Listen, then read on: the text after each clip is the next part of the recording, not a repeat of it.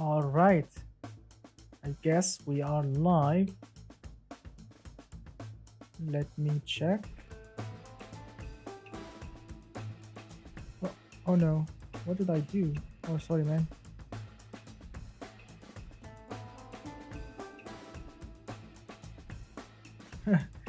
Oops, sorry, Mr. Acid Green. Sorry, my friend. I Oh, sorry. I used the timeout thing on my mobile. I apologize. All right, hello, my friends, and thank you for joining me on my Friday live stream. I apologize, Mr. Acid Green. I've chosen the timeout thing by mistake. I apologize. I was opening it on my mobile, but I've chosen that on by mistake, Mr. Acid Green. I apologize. Hello, Mr. Acid Green. Hello, Mr. Marcus, Mr. Missimos, Mr. Martez, Mr. Atlas. Hello, my friends, and thank you for joining my Friday live stream, my friends. Thank you so much for joining. Mr. Atlas, I've already downloaded 10 cars, and of course, I'll be showing you those in BeamNG.drive in a minute. So, no, you cannot really, submit any more cars. I've already downloaded 10 cars, which will be, of course, checking them out together right now, and of course, seeing them in BeamNG.drive. Hello, Mr. Roger. Hello, my friend. Thank you for joining my Friday live stream. Again, Mr. Acid Green, I apologize for using the timeout thing. I did it by mistake. And all right, so guys, hello and thank you for joining me. So latest news that I've been reviewing my Instagram. I've been seeing what kind of stories we have on Instagram, and I found out that very soon, Grand Theft Auto Online, they'll be of course making a casino DLC.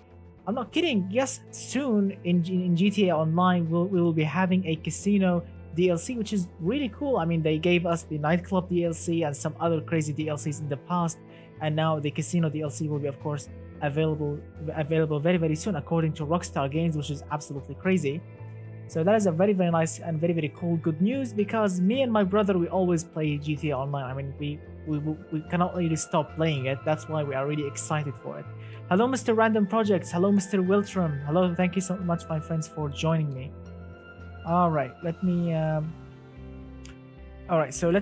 check what we have here. So guys, I've downloaded 10 of your cars, 10 random cars from the Discord live stream submitting page. 10 random cars for 10 random users, and now of course we'll be checking them out, of course chatting together, having fun together, and of course seeing of course what you have come up with. So Mr. Atlas says, okay, you would like it, I'm sure of it. Yeah. Mr. Marcus says, imagine an F1 track on the front of the casino, like they used to with the Caesar Palace. And of course, Mr. Marcus, if you remember, there was the Test Drive Unlimited 2. That was an online racing game, with realistic cars. I remember there was a casino DLC also with a racetrack. We used to drive an Audi R8 Spider, I think, on that track. Yeah, so it's pretty much the same thing. Mr. Waltram says it's Space Ghost. Remember? Oh yeah, Space Ghost. Yeah, Space Ghost. That was your nickname. Mainly, you should change your username. Space Ghost is much better. Hello, Mr. The Geo Killer. Thank you for joining. Mr. Ricky also. Hello, my friends. Mr. Frank Kill. Hello, my friend also. All right, so let's open the cars. We have 10 cars here. All right, so let's open the sandbox mode. And of course, we'll be, of course, digging also deeper into the DLC. Not DLC, sorry, I forgot. My mind is going through Grand Theft Auto. No. I was meaning to say we will, of course, digging deeper in the diesel mod that Mr. Batteryman have designed. Hello, Mr. Bodwinji. Hello, my friend. So we'll be reviewing all your 10 cars, and of course, we'll be going deeper into the diesel mod that of course Mr. Batteryman has of course designed, because soon it will be available and ready for everyone. But right now, let's go and test what we have here.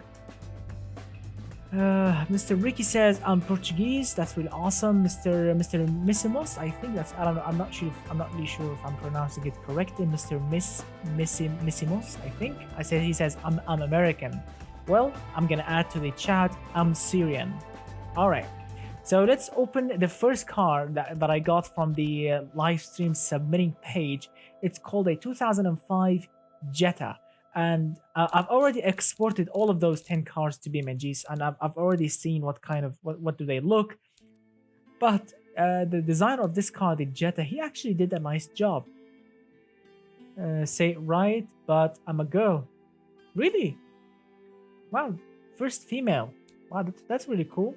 First female automation automation player. That's really awesome. Mr. Marcus says, I can't wait to see the details of you guys cars.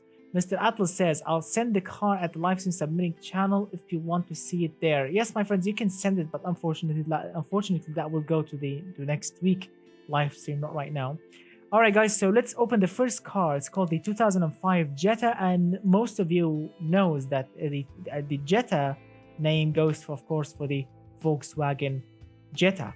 So, on paper, as you can see, 280 horsepower, 4-cylinder, turbocharged, front-wheel drive, very nice. Now, let's check the design. Now, the first color we have here, as you can see, it's called the 2005 Jetta, and I have to say, it looks super close.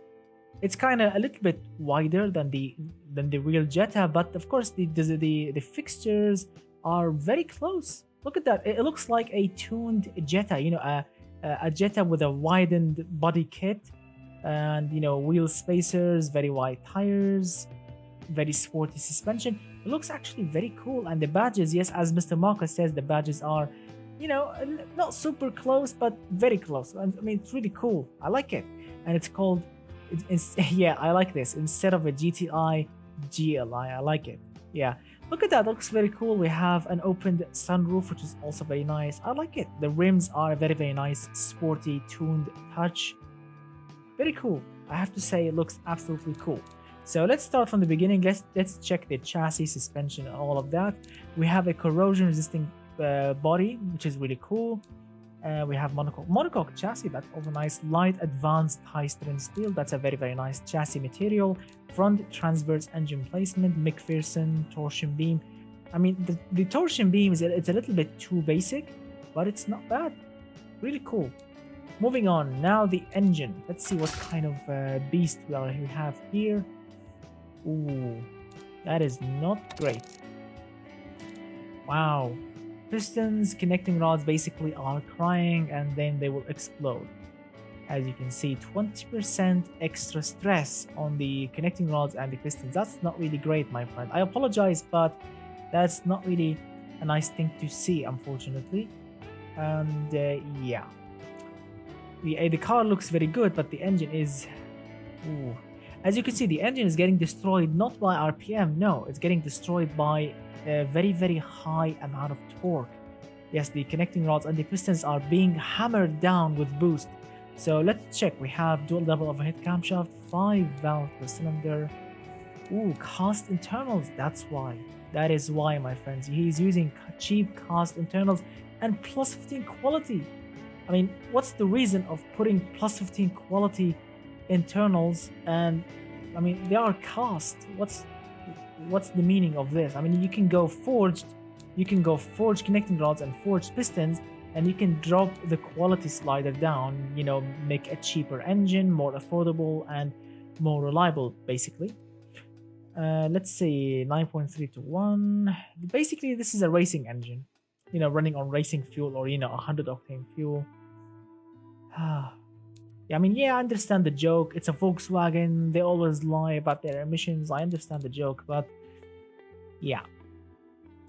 All right, so what do you think, guys? Should we fix the engine or should I leave it as it is? Because I've already exported the car, so should I leave it as it is and see if the engine, you know, if the engine might explode in BeamNG or not? Because I haven't tested the car. I haven't driven the car in BeamNG. So what do you think? Should I keep it and, you know, hope for the best, or should I fix it with forged internals? So Mr. Random Project says leave it. Mr. The Blue says leave it. All right, so I'm gonna leave it. All right, I'm gonna leave it as it is. Here we go. So this car is using manual gearbox, a proper gearbox. Good. Let's check everything. 5.7 seconds from 0 to 100. Open differential. Wow, that's disappointing in a tuned Jetta. Sport compound tires. I mean, this car is, I'm sorry to say this, but it's a little bit weird. I mean, It's a sporty looking Jetta with an open differential and sporty tires. I don't know how will that work. So the handling might be an issue here. So as you can see, we have some sort of active downforce, as you can see from the body kit, I'm gonna guess. 5 seats, sport interior. Also the Jetta, as I quite remember, the Jetta never came with a sport interior. It came with a standard, maybe-ish premium. So I don't know if he had replaced the whole interior, you know, the doors, the linings, everything. Anyway, premium CD, standard hydraulic, traction control. All right, I've already exported the car, so I'm gonna leave it as it is and let's exit. So I like the styling. Now let's give this car a score. So I like the styling. The styling looks very cool. I really like it. The engine, unfortunately, is not really a good engine. Unfortunately, there are some mismatching things on the car, like of course the open differential. I mean, if you want to tune, if you have a Jetta and if you want to tune it, well, putting an LSD or a limited slip differential is a very needed thing. I'm not really sure if the Jetta comes from the factory with a limited slip differential or an open differential. I mean, I have no experience at all in VW cars, but I don't know. It's German, so it might have a limited slip differential. Who knows? So let's see. Let's see. I'm quite excited. Let's see. Here we go. Let's move on with the next beast. So the next car, it's called, I don't know how to pronounce this. The Dieten, I think. Dieten Apitare Beta. I don't know. Let's open it. A very unique name indeed. Oh yes, I remember this car. I remember seeing this car in BeamNG. Yeah. Because as you have seen, I took a picture, or as they call it on YouTube, I took a thumbnail in BeamNG, and I've moved this car. I haven't driven it, but I've moved it, and I'm quite impressed with the looks of it. I mean, it's very basic, to be honest with you, but it looks cool. Looks cool. It's not bad. I like the grille, the 2 headlights, the aerodynamical thin grille up front. It's not bad. It's not bad at all. Look at that. The engine is producing. The engine. This is actually a funny thing. 128 horsepower and a tow hook. And yeah, I mean, the car can tow in BeamNG, even if it has like a 20 horsepower engine, it can tow. But 128 horsepower. I'm wondering how the performance will be, how the towing performance will be with that towing hook. It's gonna be hilarious. So let's start from the beginning. We have a partial aluminium body. That means half steel, half aluminium. Nice thing, still affordable and light. It's not bad. So Mr. Frankel says, so today is the challenge for the 1-to-1 cars, right? I don't know. I forgot the deadline. It's written on my book. I think tomorrow. Yeah. As Mr. Marcus said, I think it's tomorrow. Is that why I pronounced it Dayton? I guess. Anyway, so let's continue. A semi-space frame chassis. Now this is a very it's not super expensive, but and it's very complex. It's a very complex chassis design and chassis type, and for a 128 horsepower car, I think this is very expensive for it. Semi-space frame chassis. I mean, basically this is a very high-end chassis made entirely from aluminium. Yeah, it's a very nice sporty chassis. I really don't think 128 horsepower car needs this type of chassis, but it chose that chassis. So let's see. Front transverse, double wishbone, front and rear. That is expensive also. I mean, really comfortable but expensive. Now the engine. Oh, now this is a nice thing. 175 pound-feet of torque. I mean, this is good for towing, but the turbo, it's not really what he calls super efficient. The turbo, I mean, the boost kicks in at 2,200 RPM. I mean, you can go less if you are aiming for a nice efficient engine. I mean, yes, it will ruin the fuel efficiency, but the drivability will be much better if you are aiming for a very efficient car, especially in BeamNG. When you want to drive it, making the turbo to kick in earlier, it will make everything much better. Anyway, guys, don't worry about the Don't worry about the name of the car, Dayton, whatever the name of it. Mr. Marcus says it's I think it's pronounced the to, the tone, or day. What do you mean by day? Tone, tone. Anyway, I don't care about the name. Let's move on. VVL. Low friction cast pistons. That's a nice efficient touch. VVL, nice profiles as you can see. VVT minus 15 quality. Wow, 34% and minus 15 quality. That is a nice touch. Not bad. He aimed for a cheap engine, I think. Turbo lag is your friend when you drive my car. You will see. Yeah, I'm sure. I don't know. I've seen your car, I guess. I don't know. I forgot if your car is in this live stream or not, but I've seen some laggy cars, as you will be seeing in a moment. Direct fuel injections, three-way, not bad. So let's see, manual gearbox. We are getting 52 mpg. That is very green. I like it. 52 mpg, very green. Check it out, guys. This car, which is not really sporty at all, this is basically an efficient car, and he picked a limited slip differential, and that tuned Jetta that we have seen before this car is using a regular open differential, which is very bizarre, I think. Anyway, medium compound tires, not really efficient. I mean, if you are aiming for high mpg, you need to pick hard long life tires. But if you are aiming for a comfortable car with a grippy tires, medium is your friend. So it's your choice. So let's see, 5% brake training on utility. It's not bad. Everything seems not bad. Standard interior, standard infotainment system, electric power steering. All right, it's not bad at all. All right, I like it. Are you going to make cars today? Well, I'm not really sure yet, Mr. Marto Superhero. I don't know. I'm gonna call you Mr. Marto Superhero. Let's see. I'm gonna be showing you some special things, Mr. Marto. Don't worry, you will be seeing very special things when we move to BeamNG. Don't worry about it. Right now, we are checking the cars, and then when we move to BeamNG, I'm going to be showing you some really special things. Don't worry about it. Now, the third car that we have here is called the Dudon PA Technologies Royal Chariot L7X.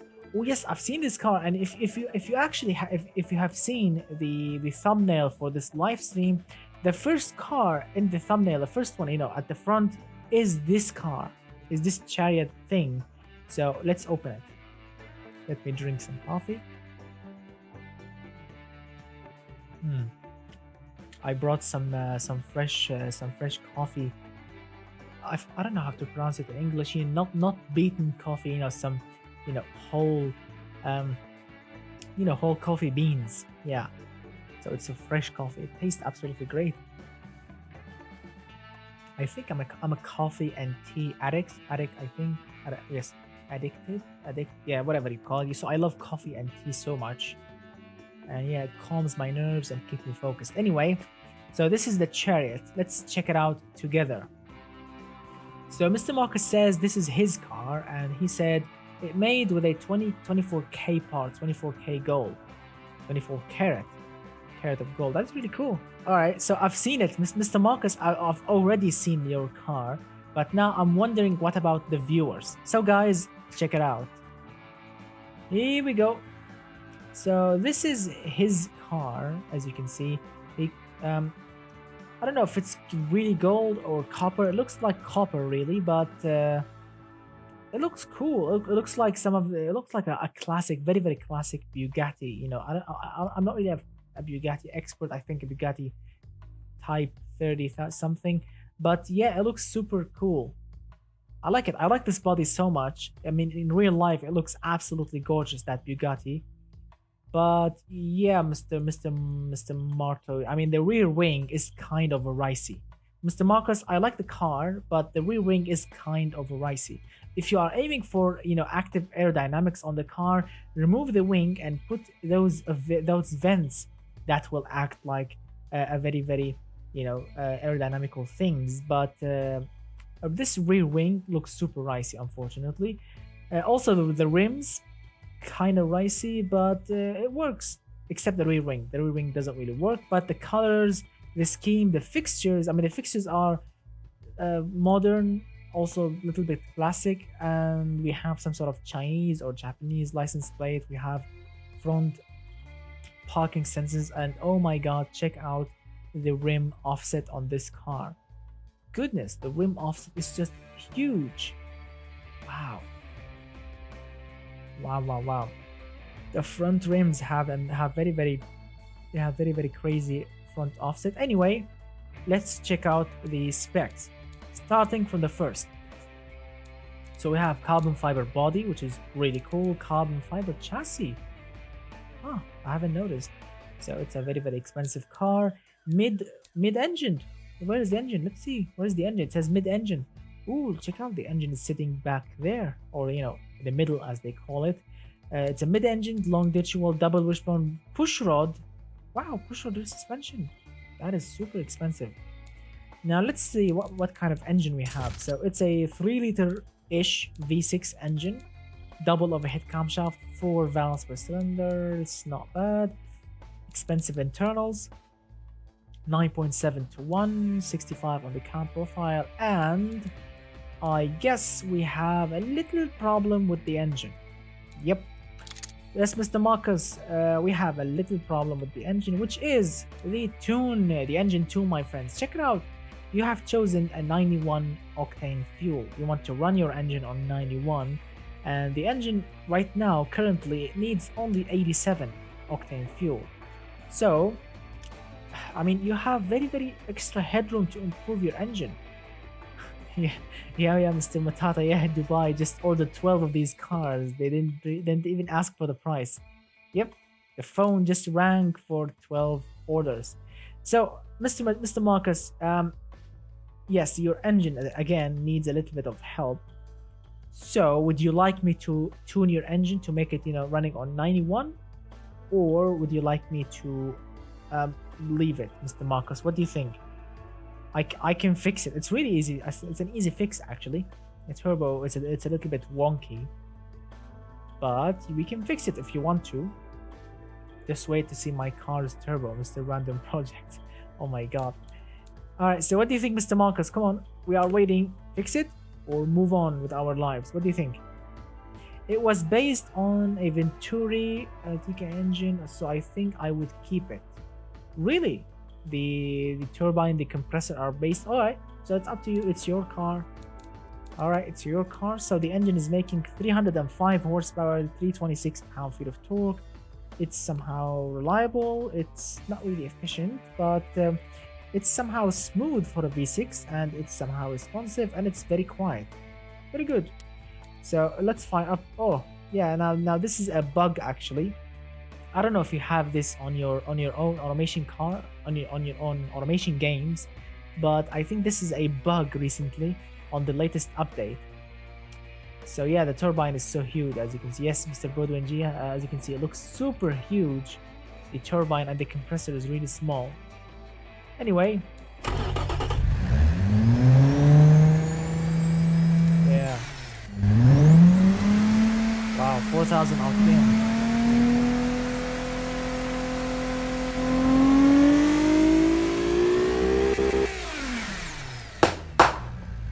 Ooh, too much fuel also.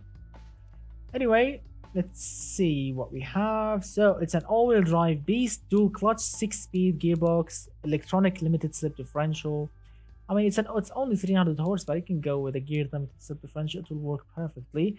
Anyway, and let's see. The final drive is 5.7, 47 to 1. Wow, that's very not really what you call sporty, but it's not bad. 250 the front, 300 is the rear tires with a massive 260 front rim offset. Goodness. Carbon ceramic front and rear discs, and no brake padding whatsoever. Let's see, downforce. It's not bad. 2 seats, handmade interior. Oh my god, so this is a very luxurious car. Has a handmade interior and luxurious infotainment system. Oh yes, that is actually very comfortable and prestigious. Very comfortable. All right, I can't wait to drive it. Really nice work. All right, Let's see. Let's see some of your awesome comments. Mr. Frankel says that that's a fat turbo. Agreed. Mr. Atlas the pilot says mine's like that too, really bugged. Huh. So it's not only my game. I guess automation developers they should look into that. Mr. Frankel says I wish they implant rotary engine into automation. Oh, I wish that too, my friend. I mean, many engines. I really wish to see them in automation game, like rotary engines, inline eights. Let's see what we are. And I also like to see W engines, W6s, W8s, W12s, maybe W16s. Who knows? But I want to see also the Ws. And as I've mentioned, the inline eight, the rotary engines, and also, of course, diesel engines. These things are really needed. I wish they were superchargers in automation, non-modded. Mr. Marto superhero, if you actually don't know, if you didn't know before, automation developers actually made the superchargers. I'm not kidding. I don't know, someone actually, some cool person on Discord once showed me a video on YouTube, a very old video on the official YouTube channel for automation game. He showed me a video of superchargers. I'm not kidding, superchargers in automation games. You know, twin scroll superchargers on top of V8s, and it was really cool, but very old. I don't know why the developers stopped, making it, or I don't know why they halted that DLC, or I don't know if they are actually making it, and a paid DLC or something.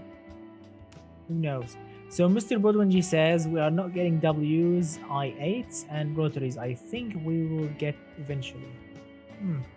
Maybe the rotaries will be getting them eventually. I'm not really sure, Mr. BeamNG. Who knows? Maybe in future automation game, maybe they will give us like some paid DLC, like we have to pay for a DLC, to get the rotaries maybe, or the, I don't know, inline or like extra inline engines, or maybe W engine.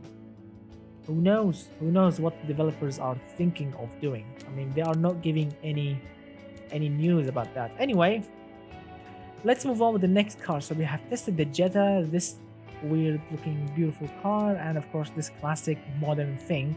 Now the fourth car that we have here, it's called the Fujitsu Crosser EX or X SN25 DK GT. All right, here we go. Ooh, yes, I remember this car now. As I quite remember, this is like a crossover thing, SUV thing, with like a front-wheel drive engine. Yes, I remember that. I've seen it in BeamNG when I was making that thumbnail picture thing. Yeah, front-wheel drive SUV. It's not really a crossover. It's bigger than a crossover. Look at that. It's longer. Than a crossover. Yeah, it's very long than a crossover. So I think it's an SUV, really. Yeah, it's a front-wheel drive SUV.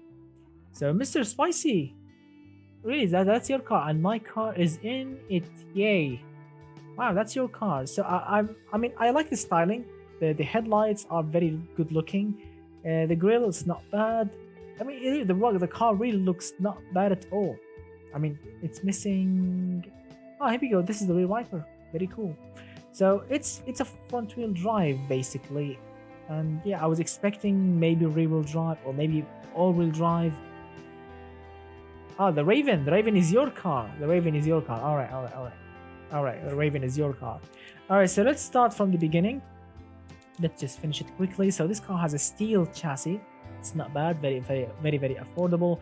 Monocoque chassis, galvanized steel. I mean, if you guys don't know, galvanized steel is heavier than regular steel. Yeah, I'm not kidding. Galvanized is heavier than regular steel, and it's heavier than corrosion resisting steel. So if you are aiming to add weight to your car, galvanized steel is your friend. It's actually heavier than regular steel. So yeah, if you want to remember that. Front transverse, McPherson's semi-trailing arms. It's not bad. Yeah, it's a bit heavy. Yeah, inline 4. 2.5 liter engine, double overhead camshaft, and the turbo is not bad at all. Hypercast pistons. I mean, it's not bad. Hypercast pistons is a nice option if you are living, for example, in if you want to sell the car in, of course, California, because in California they have very hard emissions regulations or emission rules over there. So hypercast pistons are basically your friends because check out the emissions. I mean, the engine is so clean, 48 points only. That is super clean.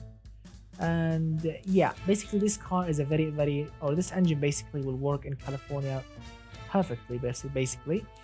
But if you're aiming for high mpg or high efficiency, I think low friction cast pistons will serve you better. But I think because this engine is making 220 something pound-feet of torque, low friction will get destroyed easily, so hypercast works perfectly. Moving on.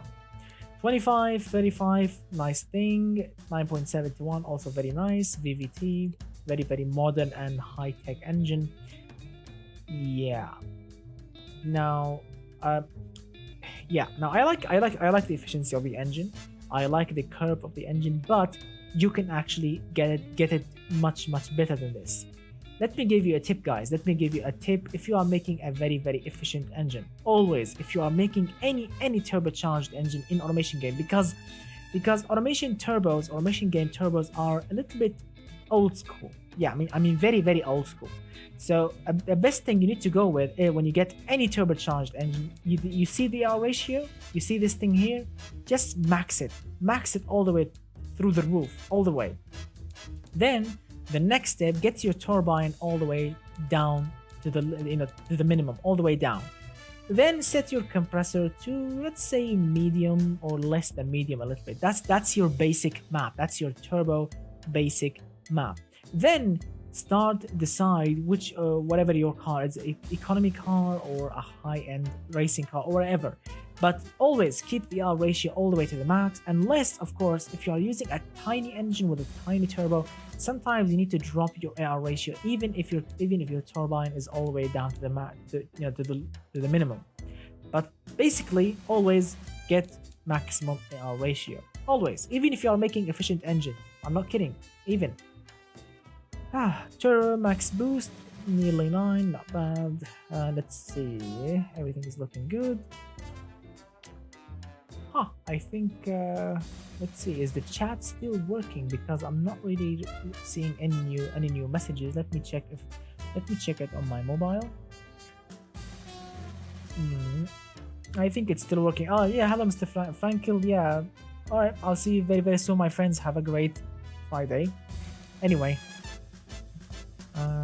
let's see. Not bad. Everything still works. I mean, Mr. Emir, don't worry. The chat still works. For you and for all the viewers, but I have like a window. The program that I'm using, it's called, I don't know, XSplit game casting thing, and it will give me like a window inside automation game which you can't see, but I can see it when I'm playing automation game. Sometimes this window stops viewing your own chats, so I have to open my mobile and open the video on my mobile so I can see what kind of chats you are typing. But right now it still works, I guess. So the car looks not bad. Now let's see, it has automatic gearbox. Wow, 9.2 seconds. Open, hard long life. Very basic. Yeah, it's a very basic car. Check it out. Standard basic entertainment, 5 seats only, no rear seats, or nothing in the back. It's like a big fat cargo area, which is really practical. But it's I mean, it's missing some seats. Anyway, electric power steering, everything's looking good. And this car cost $22,600. Wow, it's not bad really. A big fat SUV, as you can see, with a 2.5 liter inline 4 turbo that can do 36 miles to the gallon and no sporty points at all. 22,000. That is actually very nice and cheap. That is affordable.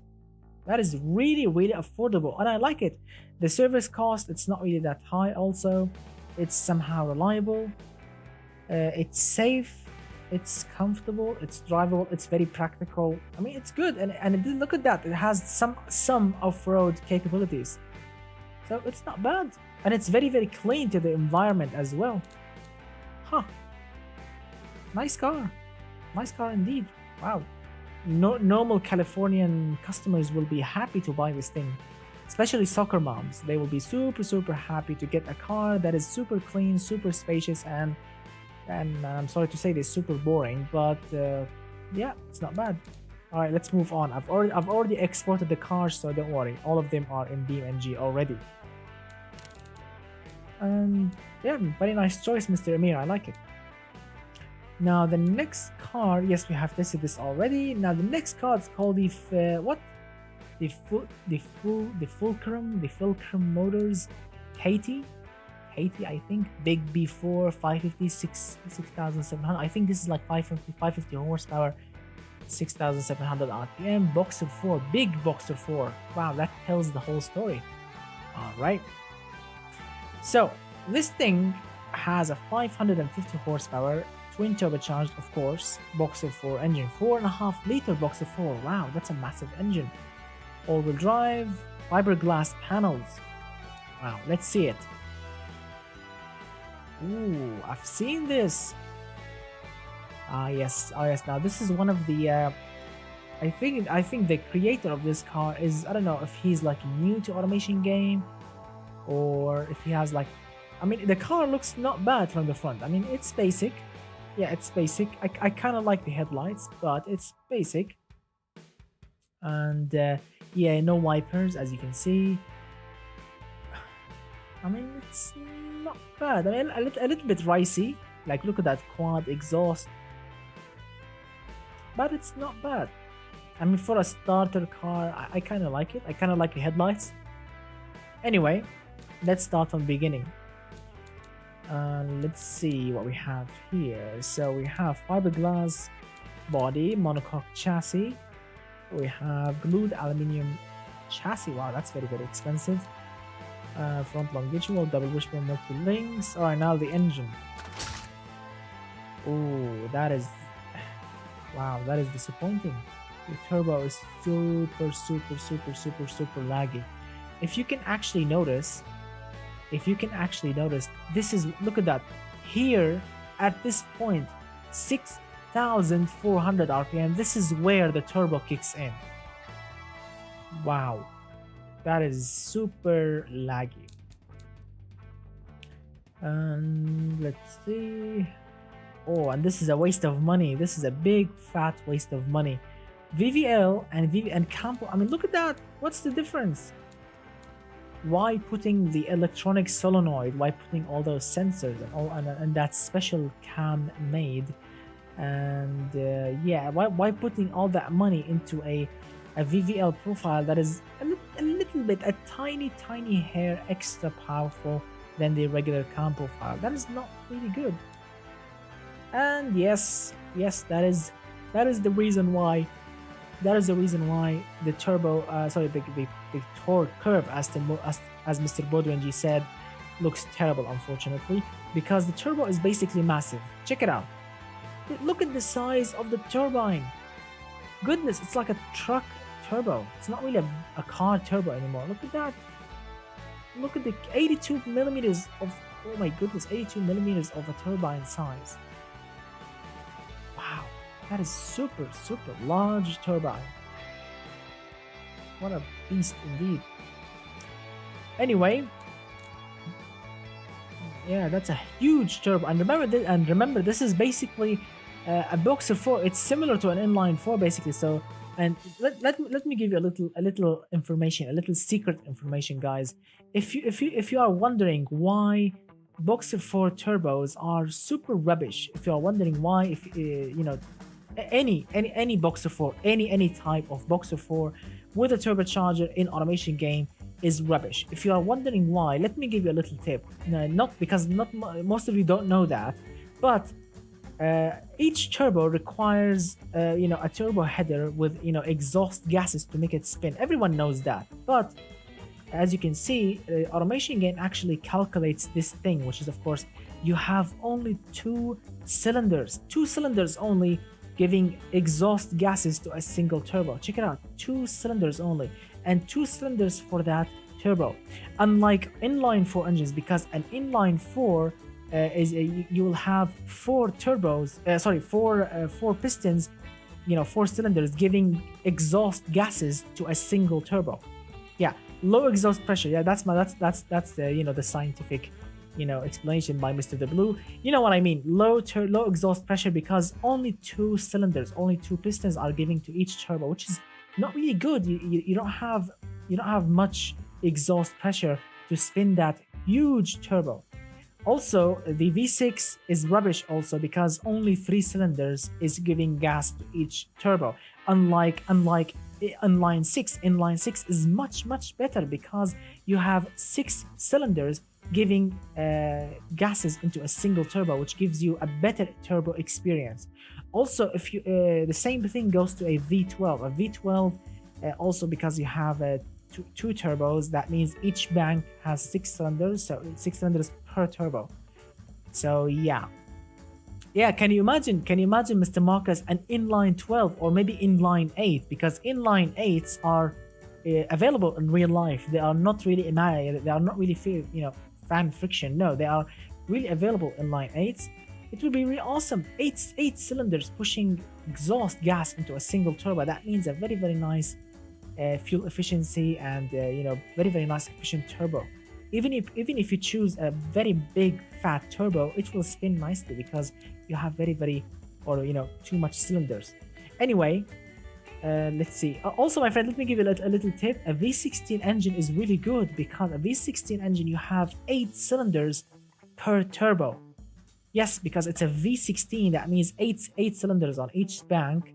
That means eight cylinders per turbo. That is really nice. Also, that's why a V16 engine, even with a massive turbos, like the V16 King. If you guys remember the V16 King, that thing has a massive turbos on it, and it works nicely in BeamNG because too much cylinders per turbo. All right, let's fire up this thing and let's experience. Unfortunately, I'm not gonna. I don't want to sound disrespectful, but it's a disappointing engine. But sounds good. The engine does sound good.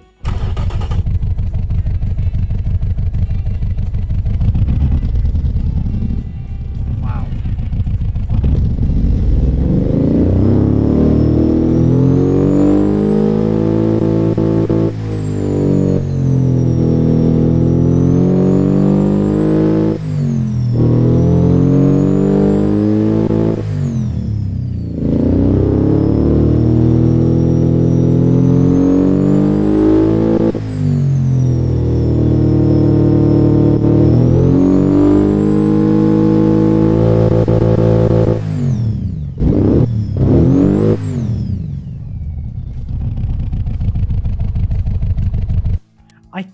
I kind of like the Boxer 4 in automation game, because if you actually make it super loud, it will actually sounds like a Harley Davidson bike. I'm not kidding. Yes, this engine right now sounds like very similar to a Subaru, but if you actually tuned it to be a very loud engine, or a mid loud engine, it will actually sound like a Harley Davidson, of course, bike, which is really cool.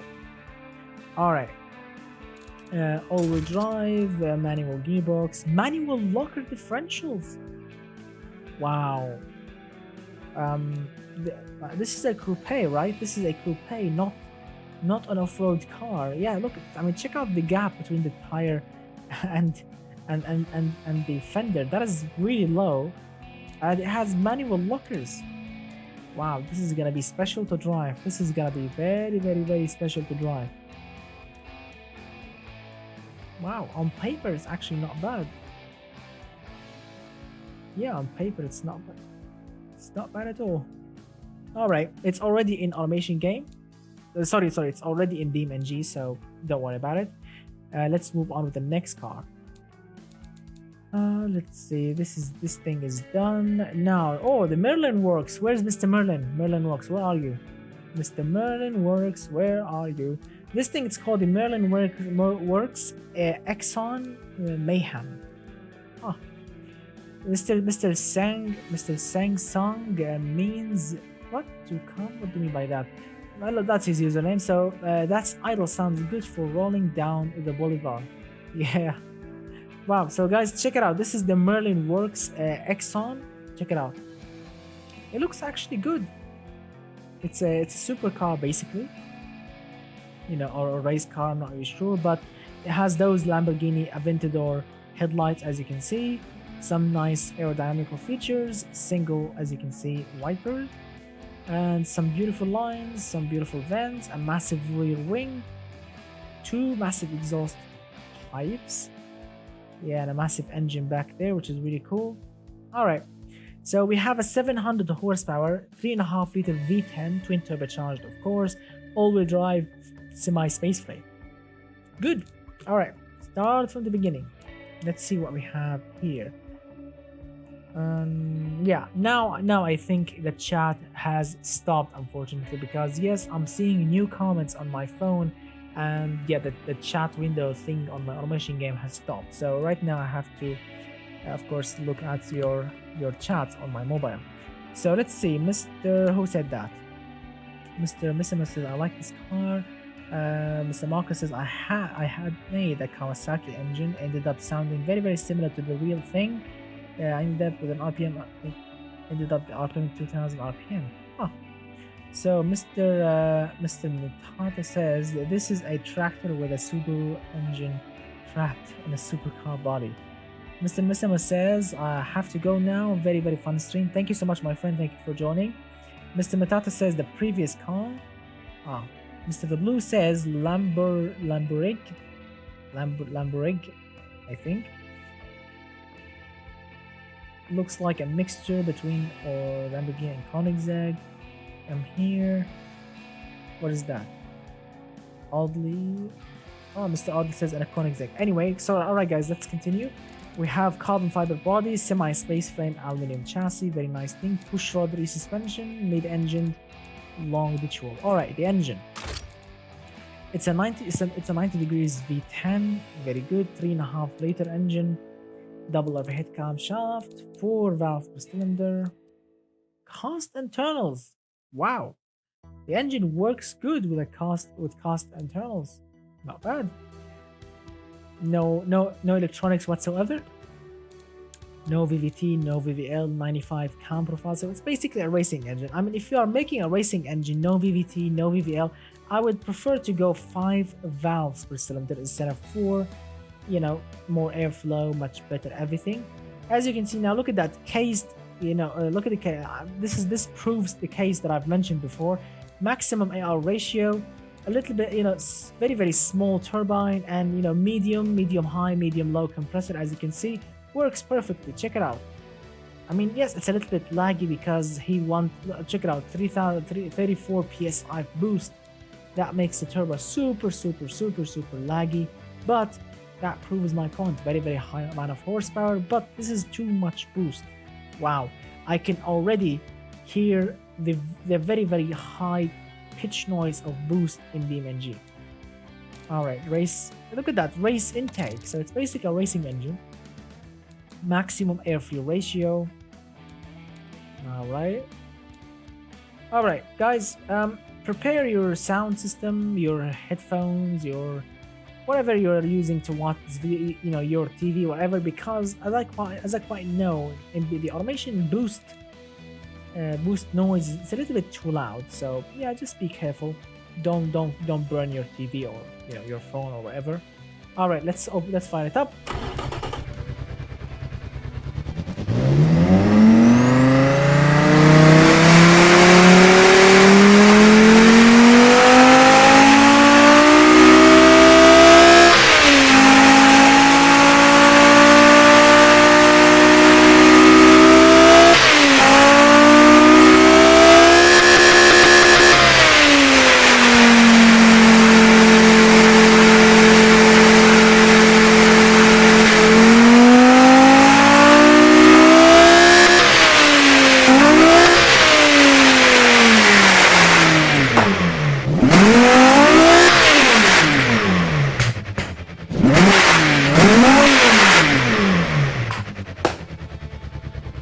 Wow, that's actually very satisfying to listen to.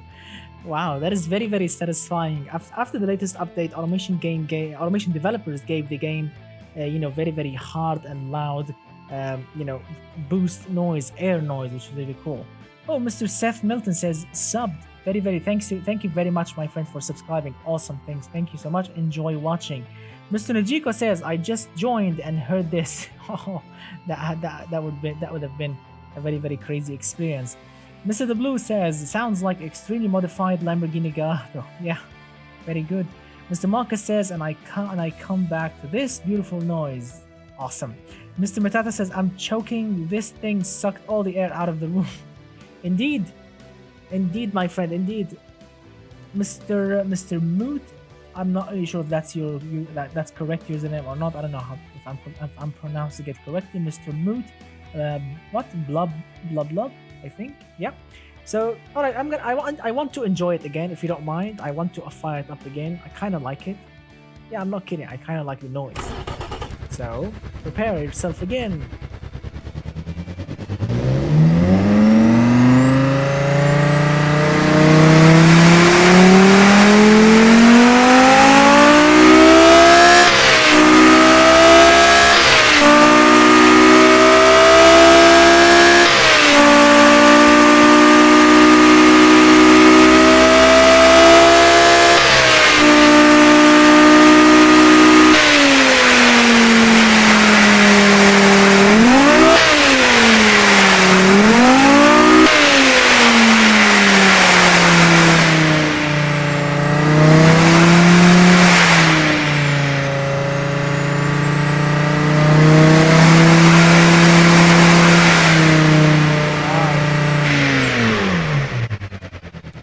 Wow, from 3,500 RPM to 4,000, and then you will have all the boost. That is really cool. Wow, sounds amazing. Yeah, Jesus, that's hot. Yeah, that's correct, Mr. Oddly. Turbo spools is just bigger than bigger than a dog whistle. Yeah, amazing. All right, let's continue. So the car looks good actually, and the engines definitely looks the part. This thing is all-wheel drive, sequential gearbox. Wow, that's a proper race car gearbox also. So we can not only we will enjoy the turbo noise, not only will enjoy the V10 noise, we'll also enjoy the whining, the straight cut gears in the sequential gearbox noise. That whining noise. We'll enjoy all of that in BeamNG in a minute, or not minute, in a bit. So 6-speed, gear limited slip differential, 2.6 seconds from 0 to 100. That's very quick, very, very quick. Says slick tires or semi-slick tires, carbon ceramic discs. No under tray, unfortunately. I mean, I know that, a lot of racing car use, not all of them, I think all of them uses under tray under the car, but apparently this car doesn't really use it.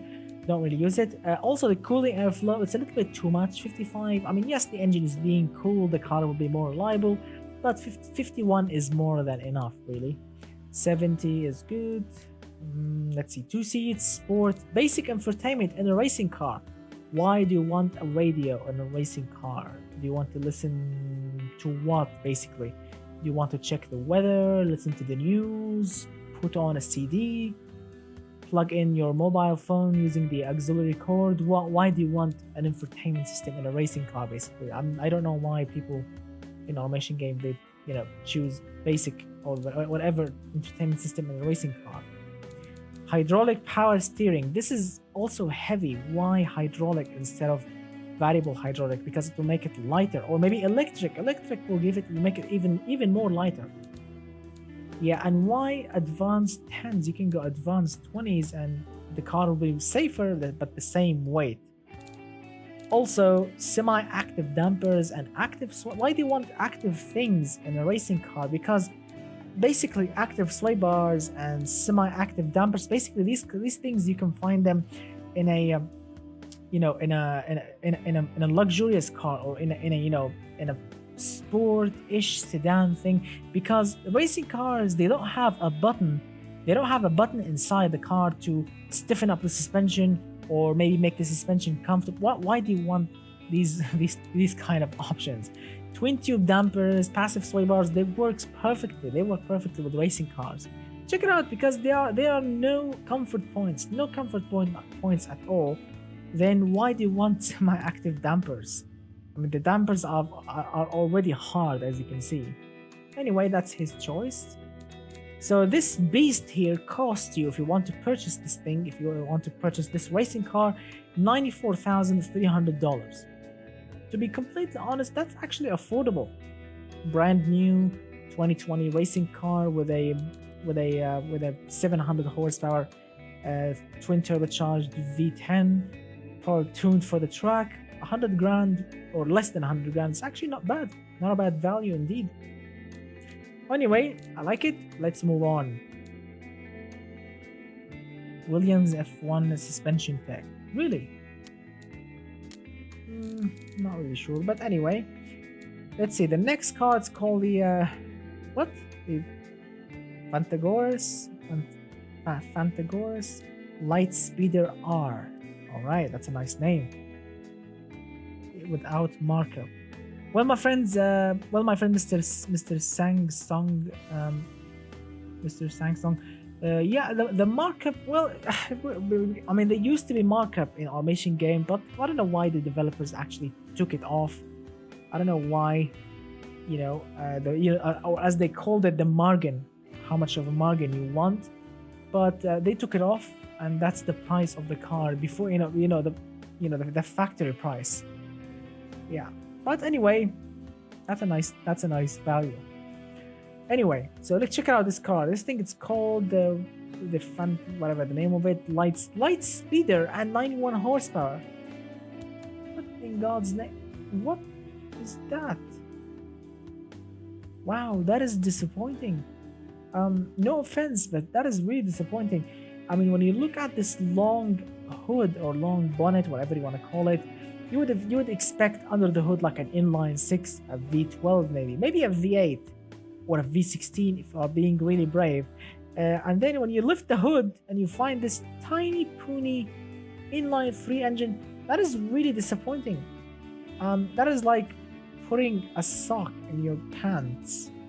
Why do you want to put all of that when you have this underneath? That is really disappointing.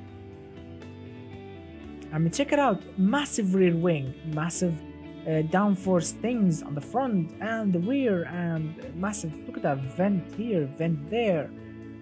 Yeah, I mean, and check out the exhaust. Now, this is a massive exhaust thing here. And yeah, it's only 3-cylinder engine. That is basically, wow. Wow, indeed. Anyway, so let's start from the beginning. Carbon fiber body. Wow, carbon fiber body for a 3-cylinder car. Carbon fiber chassis. Goodness. Push rod, double wishbone, plus 14 quality. God, this thing is gonna be super expensive. Inline 3, magnesium. Let's see. 500cc. Yeah. Look at that, 50 maximum compression ratio, maximum cam profile, DVT, race engine, basically. Race, yes, everything is race, everything is plus 15 quality, and God, check out the engineering time. Alright, so since we have this explosively expensive inline 3, let's fire it up. Let's fire it up. Huh. 44 kilos.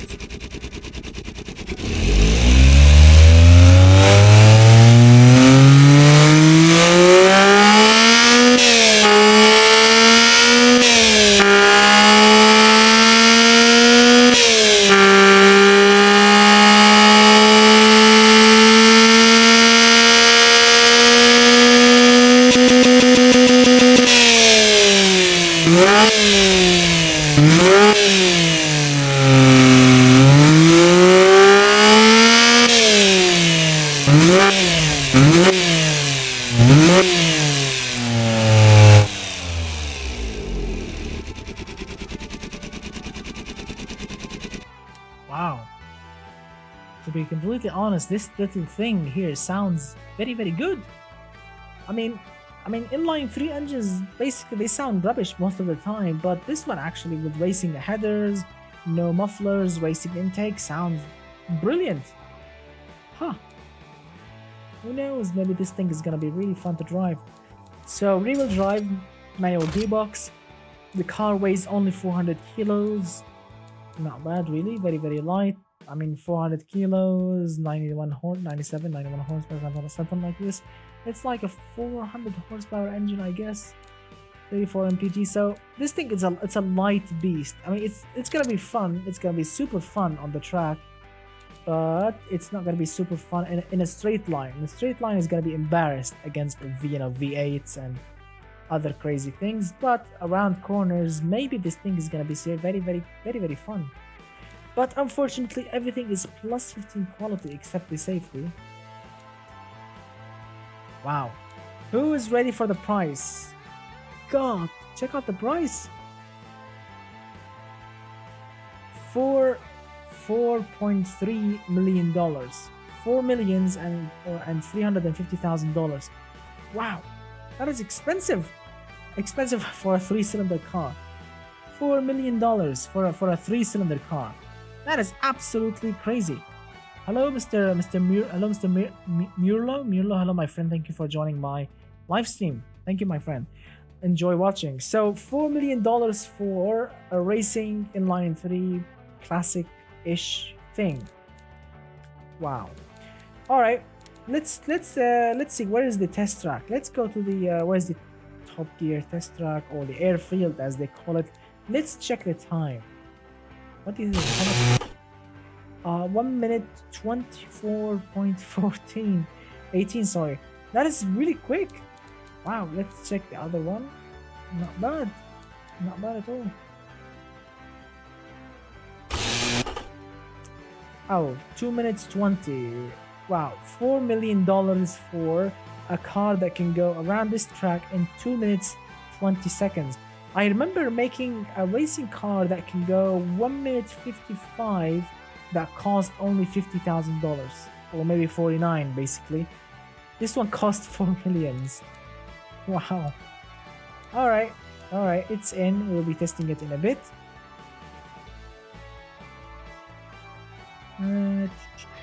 With a turbo, with a turbo inline 4, you could easily make it a 1-to-1 car. Yeah, I think so. Yeah, because it's super light. Look at that, Mr. Wheelie. Mr. Wheelie Willie it just says what, Mr. Wheelie. Mr. Matata says Dubai called. They were about to order 17 of this car when they learned of the price. Then they found out it's inline 3. They backed out of the deal. Yeah, inline 3 in Dubai. Can you imagine that? You will be embarrassed all the way. So we have 3 cars left. We have the Raven Mobile, we have the Spin Buster, and the Vapor. All right, the last 3 cars here, and then we'll be of course moving on to BeamNG.drive. All right, so let's open this one, the Raven Mobile.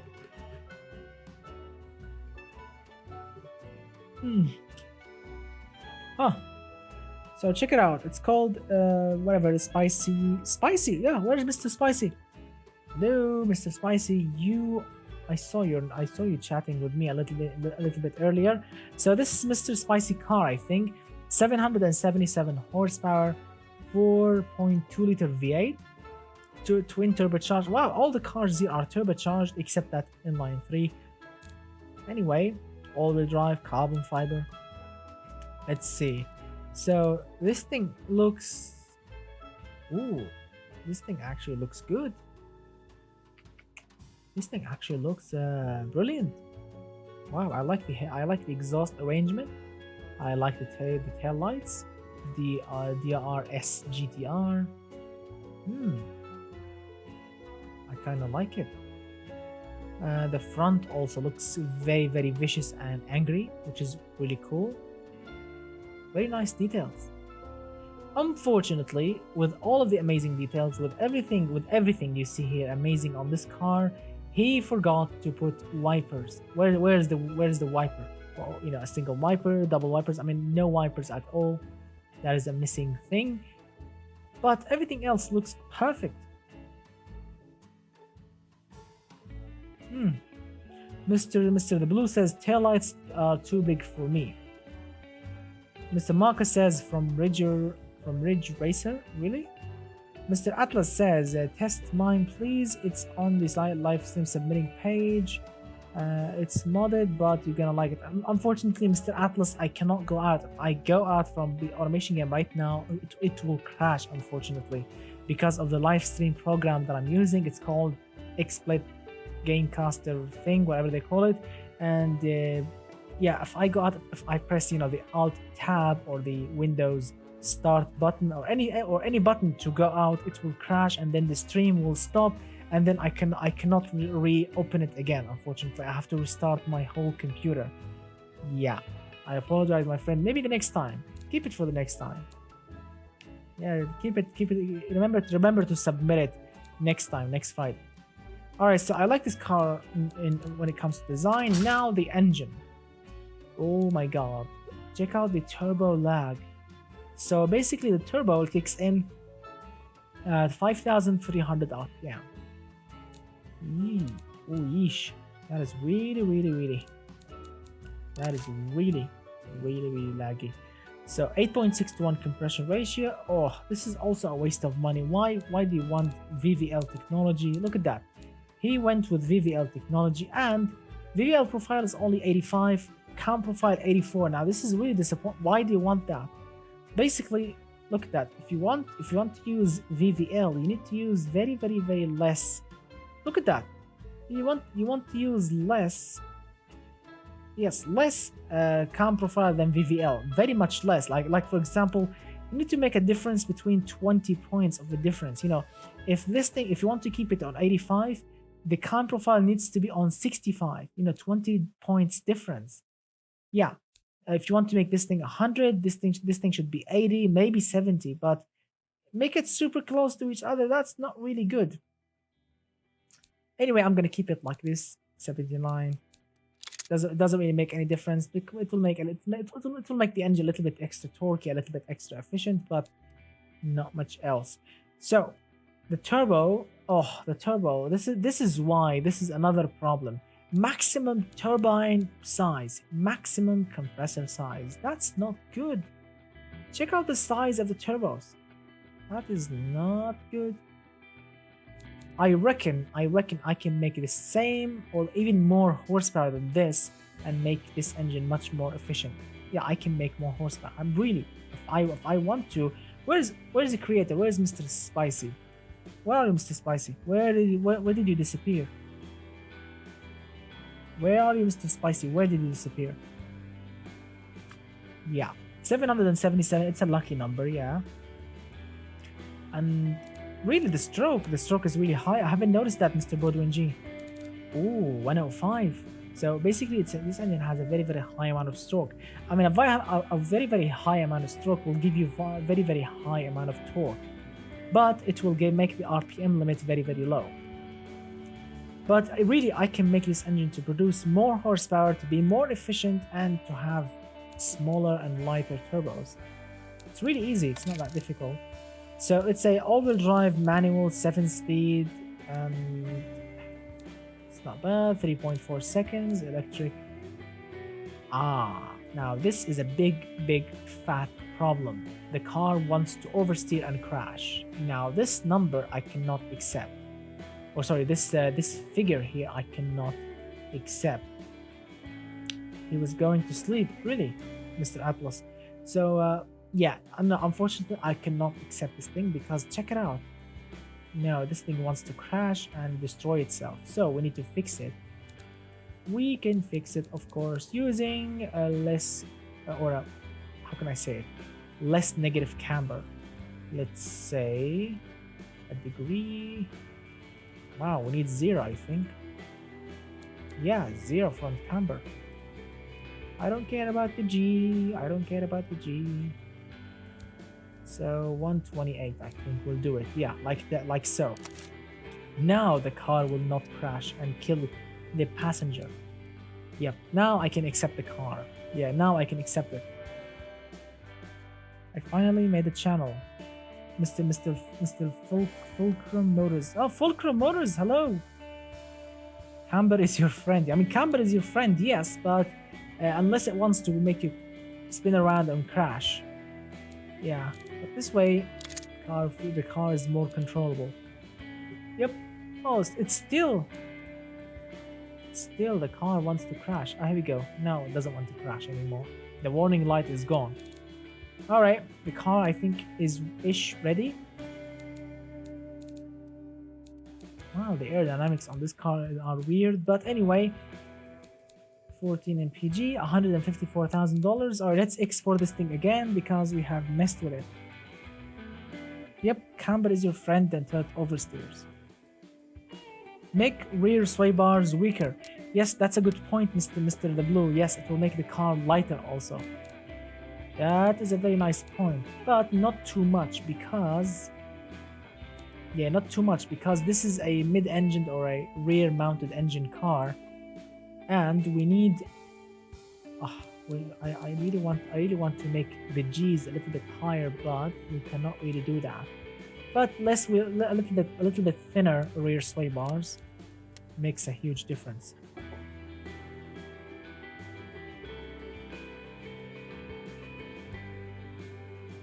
No. The rear camber is already high. I don't want to add more because it will look stanced. Yeah, it's good this way. Trust me, it's good this way. All right, now this car is looking good. We have I don't know how many cars we have left. So about the Fulcrum Motors Katie, I think yes, the Fulcrum Motors we've already opened that car. We have already opened that car. Yes, my friends.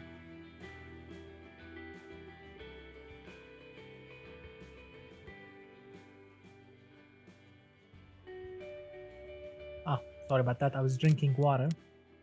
My throat was about to explode. But let's see. Here we go.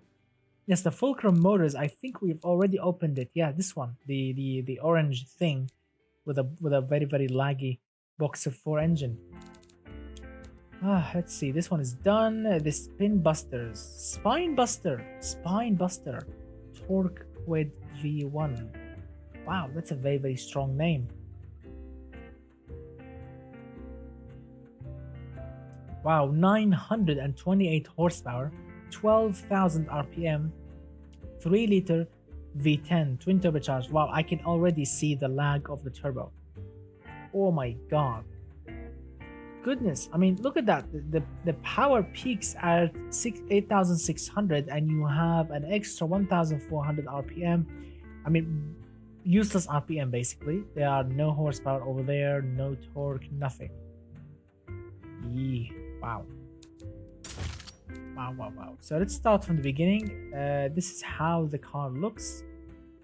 I don't know why the frame dropped all the way to the ground. The frame is 14, 15, I don't know what is going on with BeamNG, or sorry, with Automation Game.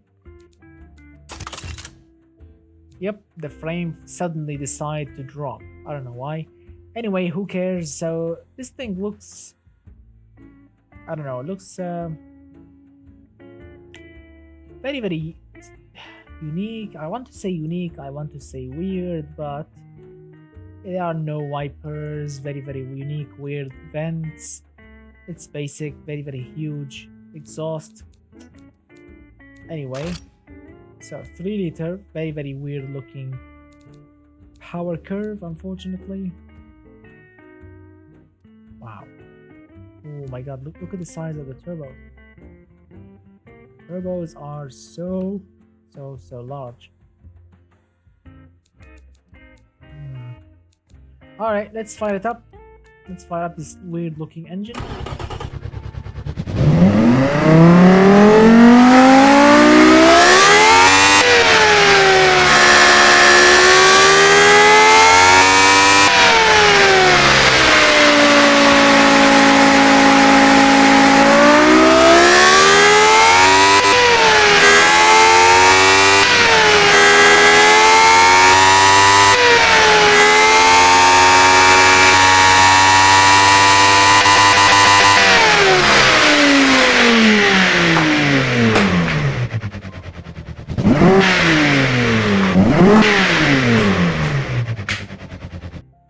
God, this thing at 12,000 RPM, basically it's screaming.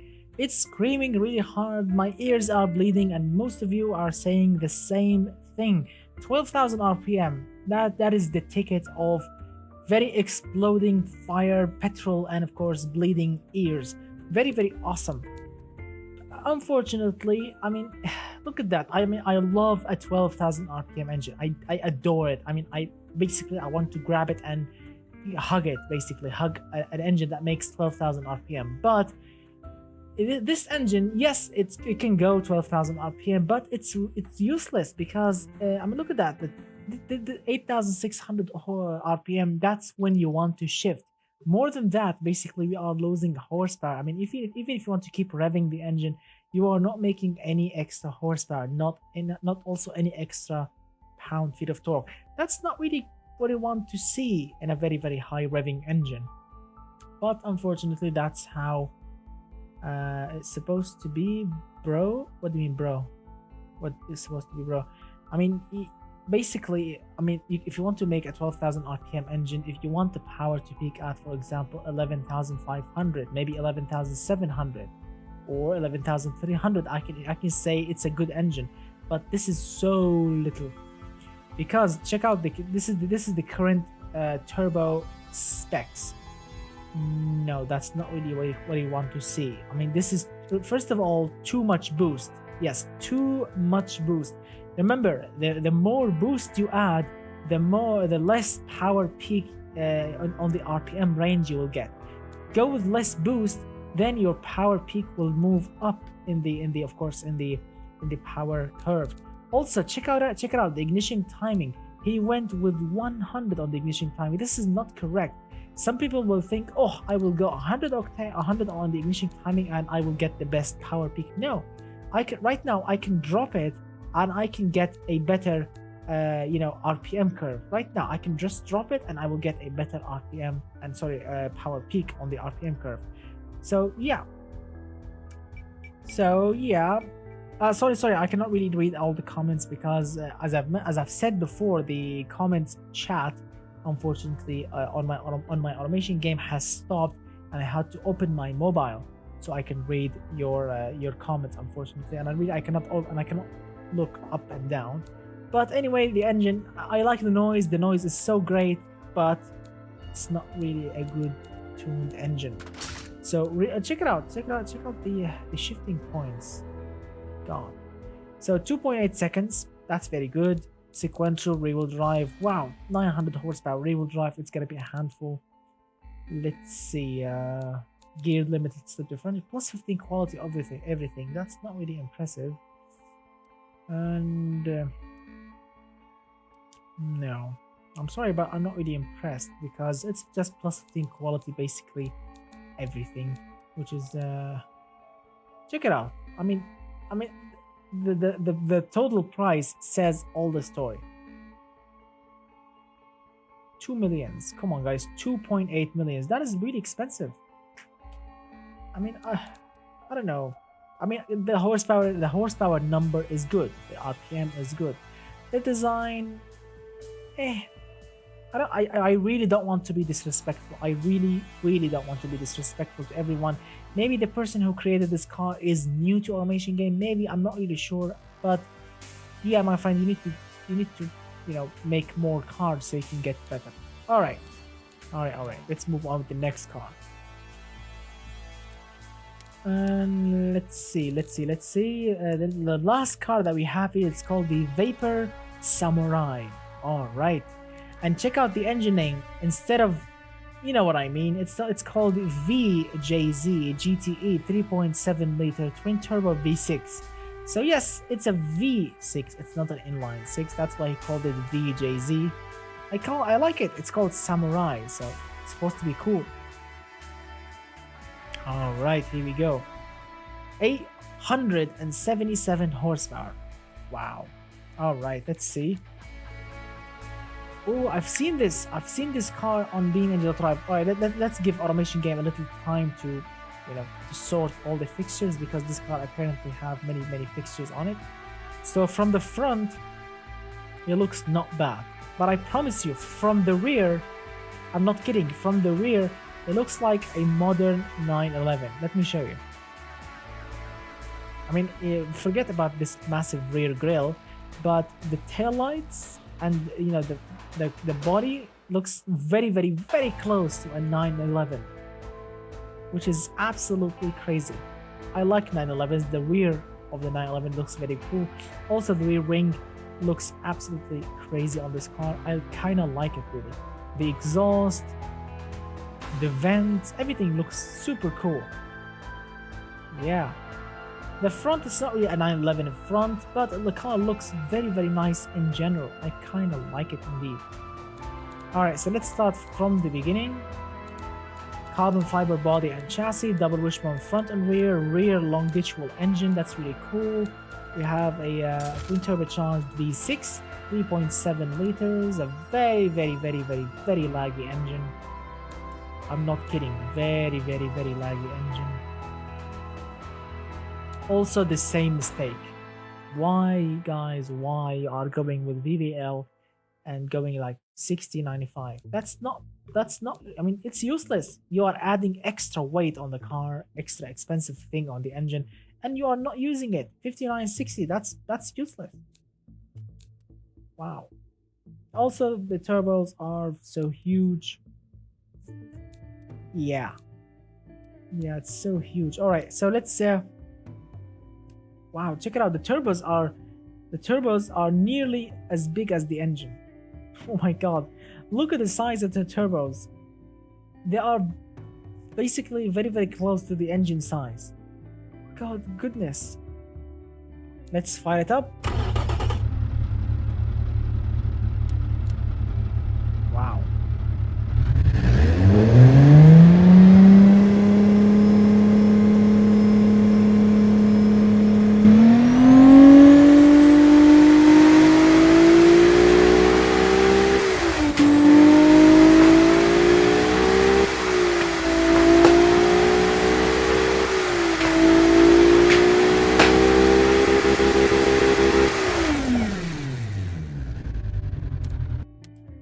The engine sounds like any normal V6 really. There is nothing special in the engine noise because the engine has mufflers, as you can see. Yeah, 2 mufflers and a high flow 3-way catalytic converter. So it's not really a racing engine. And look at that, it's plus 15 quality. Plus 15 quality exhaust system means very, very quiet engine. Yes, my friends, plus 15 quality means very, very quiet engine.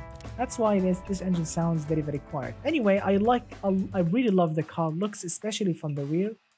The engine is not bad, but it doesn't really sound very, very exciting. So it's all-wheel drive, double clutch, 7-speed, 2.9 seconds from 0 to 100. That's very, very quick. Electric limited slip differential, 5.9 wheel spin, and this thing wants to spin out and crash. Yeah. Guys, when you see this yellow line jumps this way all the way, to the roof, because this line is supposed to go down, not go up. If your yellow line is going up like this, that means the car wants to spin out and crash, basically. And you can find out, there's a warning light. Check it out. The first yellow warning light says the car tends to oversteer, reducing drivability and sportiness. Try to add, whatever, more grip, whatever. So as you can see, because first of all, the tire size, it's not really consistent. 320, 325, that's not really good. But I think he made them this way because he wants to make the looks of the car, as you can see, to look, good, I think. That's the first thing. The second thing is, yeah, check it out. This is not really great because you need a little bit, I'm not really sure about the suspension tune. The suspension is not really great. Check out this spring tune. It's not really consistent. Check out those bump lines. Also the dampers are not really also consistent. The camber, similar camber, that's not good also. Yeah, so this car needs a lot of work. The tires, this thing needs different tires and different suspension tune. So guys, since this is the last car that we'll be of course reviewing in Automation Game, what do you think?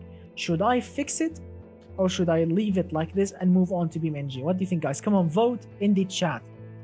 Would you like me to fix it or leave it and move on with the to BeamNG?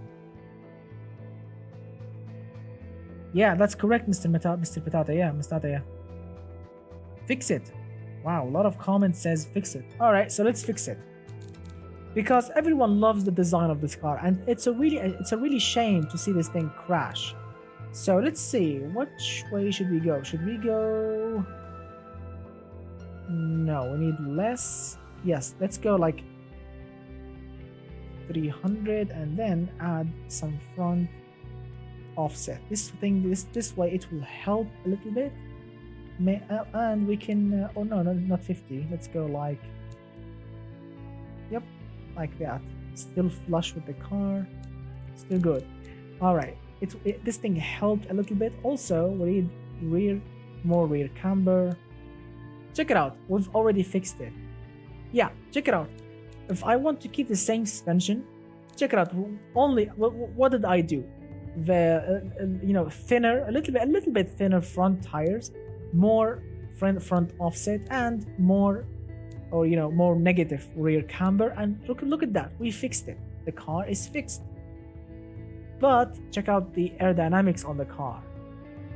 We need to fix the aerodynamics, and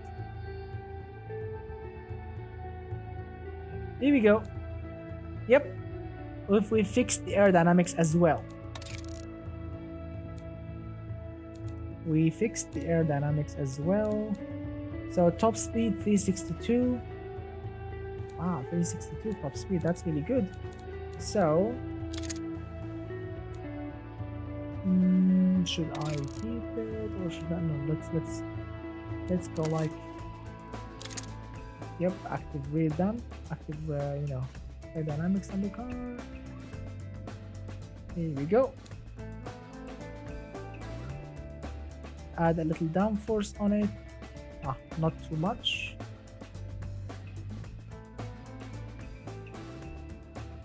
Like so. Yep, rear springs are getting crushed. Let's fix that by applying a little bit ride height, and job done.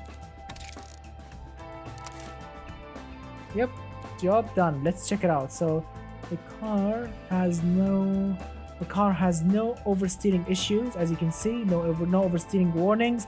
The line goes down there. Also the aerodynamics, the line goes down there. Perfect. All right, perfect, works. Now it's perfect. Now this thing can be drivable and enjoyable, I think. All right, so this thing cost, before we exported, this thing cost, oh my god, $1.6 million. So it's expensive, and it's really a shame to see it crashing. So that's why we fixed it. Yeah, the rear grille, unfortunately, it's not really that great looking, but it's not really a 911, so I'm gonna keep it. It's not really my car, that's why I'm gonna keep it. If it was my car, yes, I would actually remove the rear grille, but it's not really my car, it's not really my design, that's why I kept it. Because look at that, the rear grille has the username of the person who created, or maybe the name of the car. That's why I cannot really remove it. We have some expensive cars, yeah.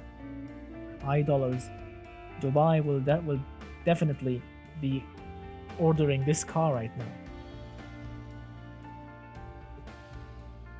Yeah. So I think, yes, we are done with all of the cars. All the 10 cars are done. Right now, my friends, will be, of course, moving to BeamNG to drive them all. And then I want to show you some really special cars that I've been working on. Just to show you driving them, have fun with them, maybe crash them, who knows. All right, so we are done from Automation Game right now, my friends. Now let's exit from Automation Game and of course move on to BeamNG.drive. So right now, my friends, you will be getting a BRB, a be right back screen. Don't worry, because I'm gonna be exiting from Automation Game. That's why you will be getting that screen. So don't worry, I will be going out from this into BeamNG directly, so don't worry about it. Just give me a little time. All right, here we go, exiting the game right now.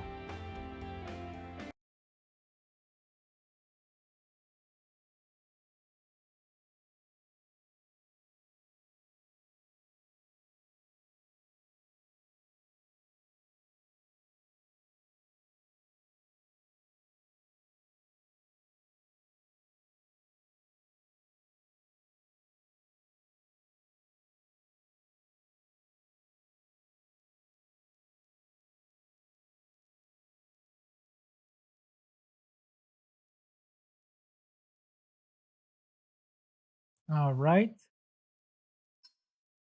Let's see. Yeah, I think, yeah, we are in BeamNG.Drive. Yes, we are in BeamNG.Drive, and everything seems to be working as it should be. So since we of course we will be testing some crazy things, let's go to the of course to the where is it? Where is it? Let's go to the Top Gear test track because I love that track so much and it works perfectly testing the handling and testing absolutely every single thing. Here we go. Top Gear test track. All right. This needs a RAM on the front now. Yep. Mr. What? Mr. Uber Sniller Great says this is making me consider sending a Dropbox file on my project car, consistently improving as time goes on for the next stream. Why not, my friend? Remember that on the next each Friday at 10 p.m. plus 3 GMT time, I'll be of course making a live stream. So if you want to submit your car, yes, you can submit it a little bit earlier than that, so I can review it. All right, so let's see. Let's cancel some things we have here. We don't need that. All right, here we go. All right, guys. So let's start reviewing the cars that we have just got.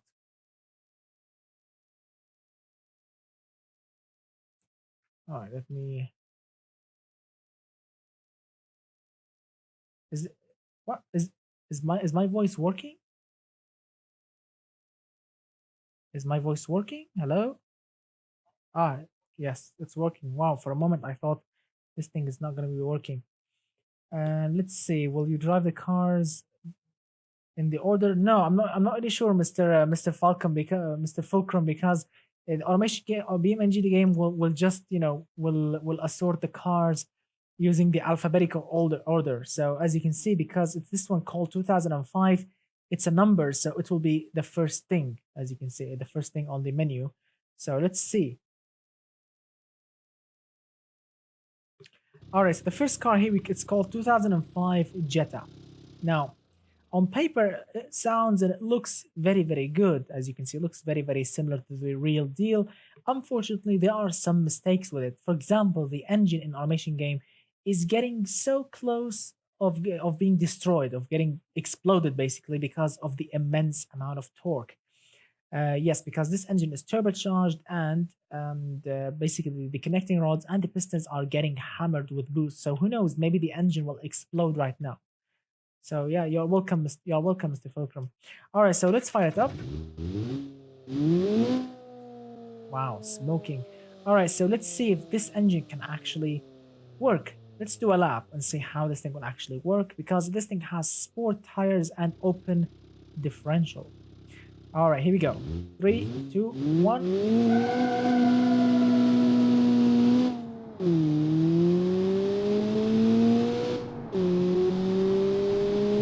Not about acceleration.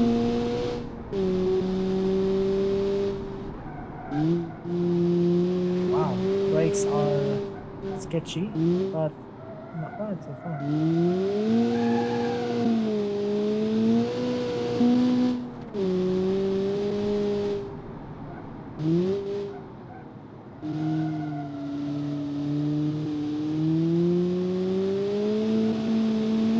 Here we go. So far it's not bad really. So far it's good. Oh my god, the brakes.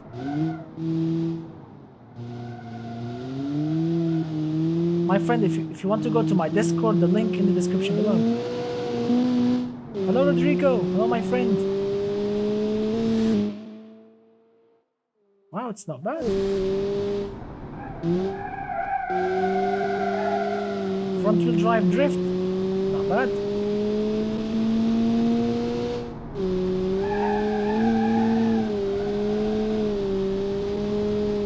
Wow, not bad at all.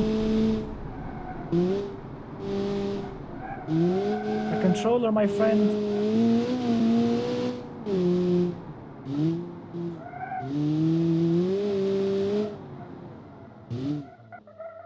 I'm using a controller, Mr. Fulcrum.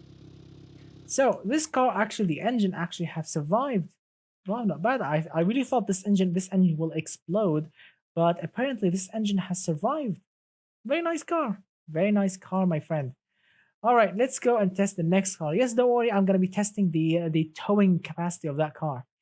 No, Mister, it's not. It's similar to an Xbox controller. It's called Logitech F310. That's the name of my controller, Mister Fulcrum. It's called Logitech F310. If you want to purchase one, or if you want to whatever. So that's the controller I'm using right now. Let's see. I'm okay. I'm in you. You should see me as Mr. Bellic. All right, good. So check it out, guys. Now this is a collection of cars that I want to show you. Now check it out.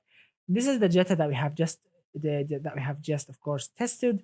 Now this is a 911 Carrera-ish that we have made on the previous live stream. We have upgraded, as you have seen it on the previous live stream.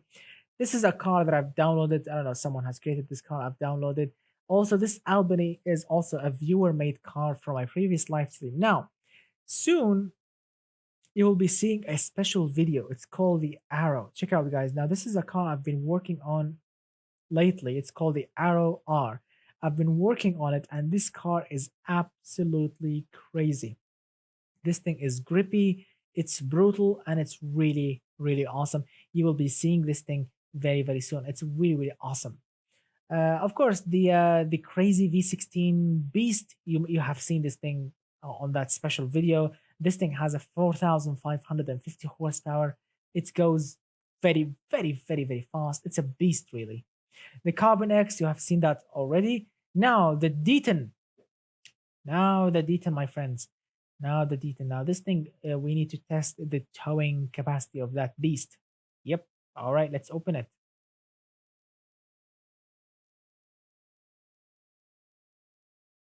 So, my friend, if you haven't seen that V60 monster handling car, the video is on my channel. 4,550 horsepower. It's a beast, really.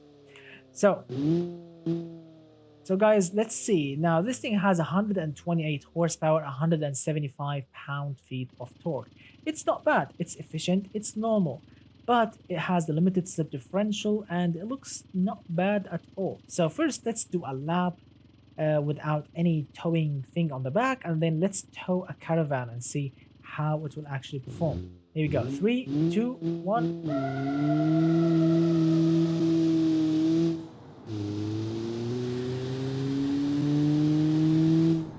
5,000 RPM. That's not really impressive.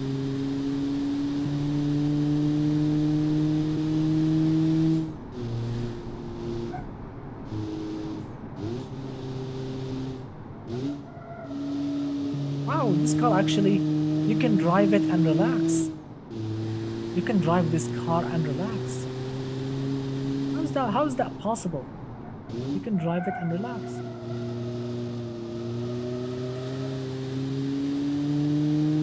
Yeah, it's really a similar performance. I mean, if this car had like a 4,000 RPM limit, yes, it will be a perfect diesel car, but it's 5,000, so. Oh, the brakes. Wow, the brakes are not really strong. I apologize about that.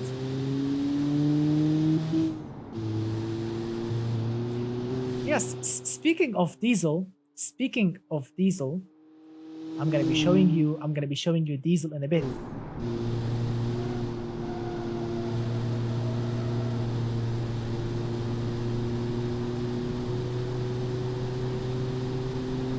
Wow, this is super slow. This is super slow, really. But right now,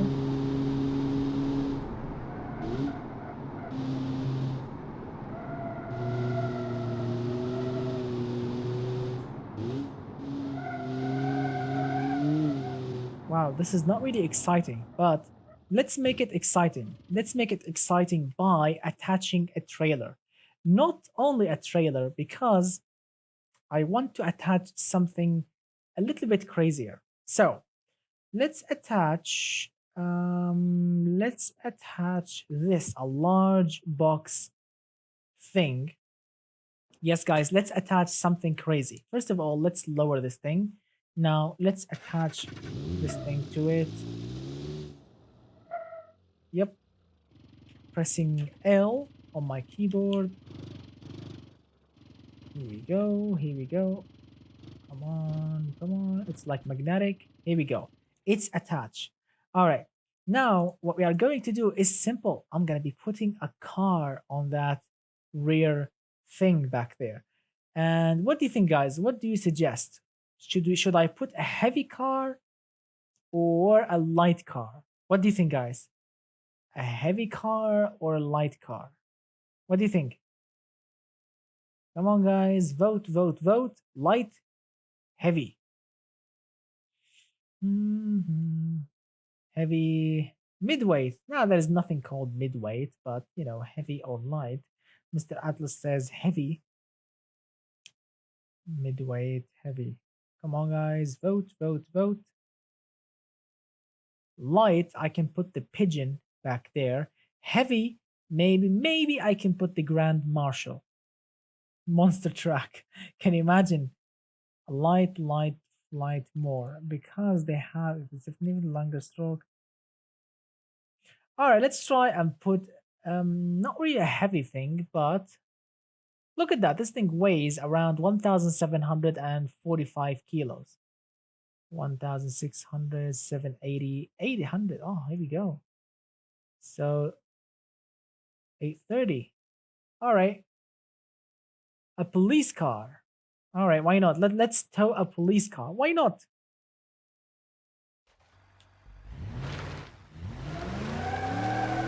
Let's see if it can actually fit.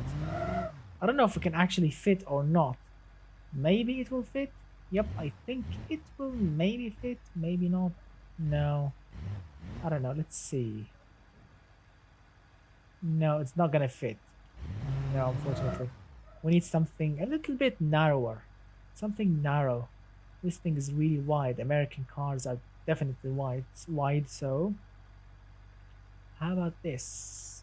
Oh, it's a little bit lighter. It's a little bit lighter. So here we go. Let's pick the V6. I want to put something that can actually fit. Wow, that is weak. Oh, doesn't really want to fit.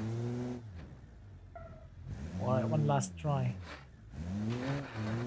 Come on. Nope. Nope, doesn't want to fit. Alright, one last try. Nope, doesn't want to fit.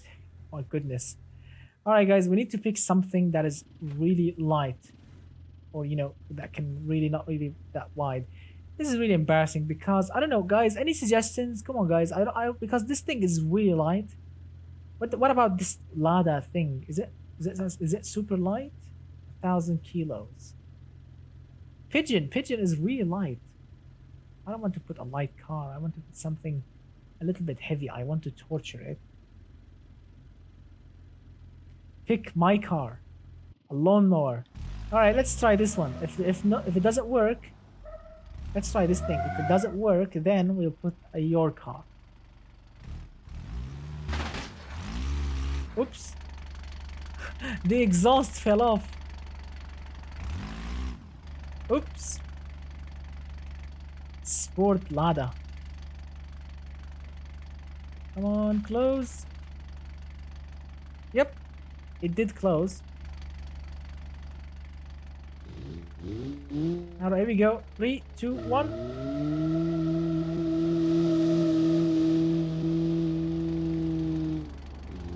Come on.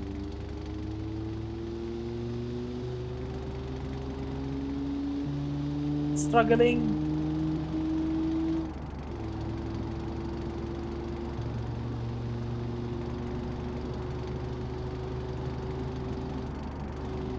It's not bad, it's actually working. Exhaust fell off. Come on. The exhaust is dragging.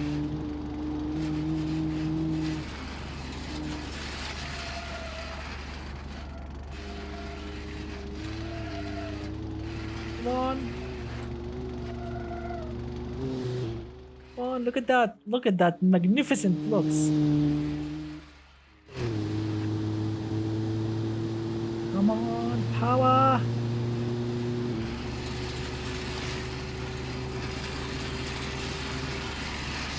It's like we have just stole a ladder.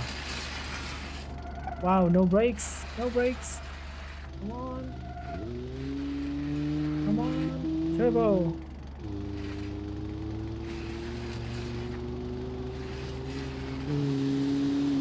It's like we have just stole a ladder. Come on. This is it. 90 kilometers per hour, 91, 92.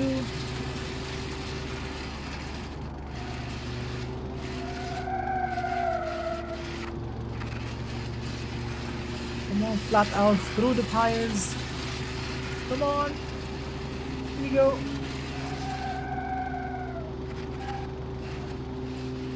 Wow, what a towing machine. This thing is a towing machine. 100.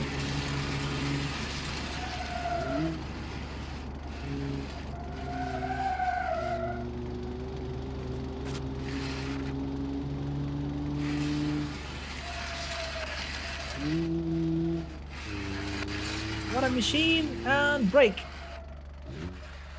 Wow. What a machine indeed. What a machine indeed, my friend. Let's lower the ladder. Doesn't want to get it doesn't want to get off. Anyway, what a machine indeed. So we managed to tow something. We managed actually to tow something, which is really awesome. All right. Really, really cool. Yeah, the exhaust is dragging along. That was really cool. It's like a stolen ladder. All right, let's try. Should I tow something else, or should I move on with another car? What do you think, guys? Should I tow something else, or should I move on with another car? Awesome. I don't know. I'm thinking about another towing cars. Move on. All right. All right. Let's keep it for another time then. Remove current. All right, here we go. Let's see. All right, so the next car we have to test. Don't worry, I will tow something at the end, but because people wants to see their own cars being driven, I'm gonna move on. All right, so the next car that we have, it's called. Here we go. This one, the Dudon PA something Royal Chariot, which is something very, very luxurious and a little bit ricey at the same time, but a little bit special also. So as you can see, it looks like if it was made out of gold, basically in BeamNG Drive. In Automation Game, it looked like it was made out of copper, but in BeamNG Drive, it has those golden things on the side. And look at that, it's called the Design MC Art serial number 1. That's really special. All right.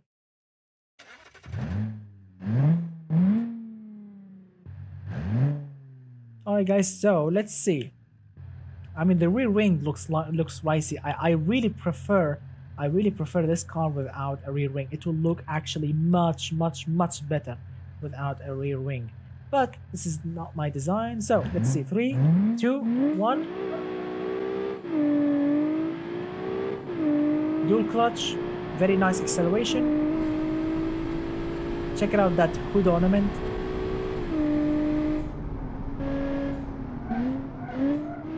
Wow, that's a nice handling car. This thing handles nicely.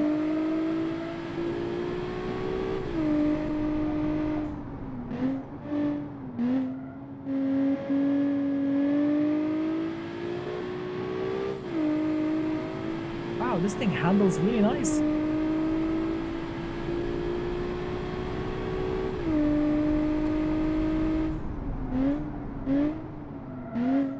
Brakes are not bad, but not perfect also. The grip is really nice. The car is really grippy. I like it. And it looks very, very special. Oh my god, I forgot. Oh my god, I forgot the turn. Oops. I was looking at the design of the car and I forgot the turn. Oops, sorry guys. Alright, let's continue. Wow, this thing actually handles very, very nicely.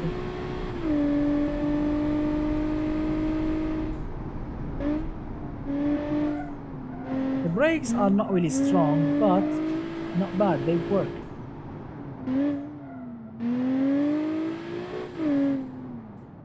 Very nice car indeed. Looks very special, and you can actually drive it really, really hard, and it will actually respond very, very sporty. This thing actually can be driven very, very sporty, and it feels perfect. Feels absolutely joyful, really, which is really cool. Awesome. Very nice thing. So let's read some of your comments. Let's see. Wow, many comments that I forgot to read. And let's see, accidental what deletes. And so not only what mattered is what is that? We live in a city meant almost so slowly for work. Pollution is a minimal thing here. The rear wing, unfortunately, is kind of mandatory. I tried to go with a diffuser, and BeamNG kind of bugged on me. Huh, too bad. The blue says you rev it too high. Yeah, I like the noise of the V6. That's why I was revving it all the way to the max. Yeah, but I assume those are determined by what? National level. Keep it under 6500. Yes, I can do that, but I kind of like the V6 noise. Yeah, please stop for a second before you test my car. Why? I want to give you what? I want to give you context. What do you mean by context? I choose the boxer solely for its sound. All right. All right, let's move on. So let's see. The next car that we want to test is called the Fujitsu Crosser EX. All right. So this is a very basic 2.5 liter turbocharged inline four front wheel drive. I don't know. He called it crossover, but I think it's too big for a crossover. I think it's a little bit, like a proper SUV. It doesn't really say crossover. It does look like a massive SUV, but it's front wheel drive and it's inline for turbo. So let's see. Yep, inline four turbo. I'm not kidding. And no towing bar, so you cannot really tow anything. So let's see. Here we go. 3, 2, 1. Wow, front wheel drive SUV. And it's automatic. It's automatic and front wheel drive. And heavy.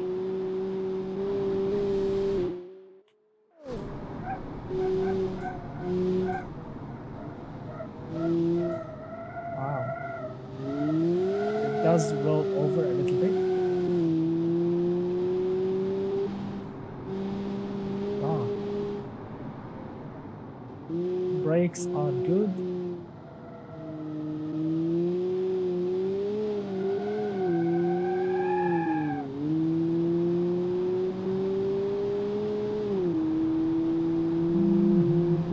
You can actually sing and have fun, have a picnic when this car drives.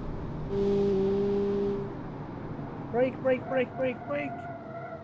Wow, the brakes are not bad. For a heavy SUV and basic brakes, it's not bad. Come on. Open differential. Wow, look at that. Yellow or orange headlights.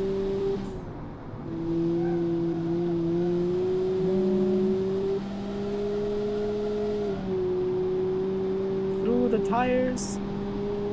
Here we go. Oh my god. Tires are not really grippy. Feels good.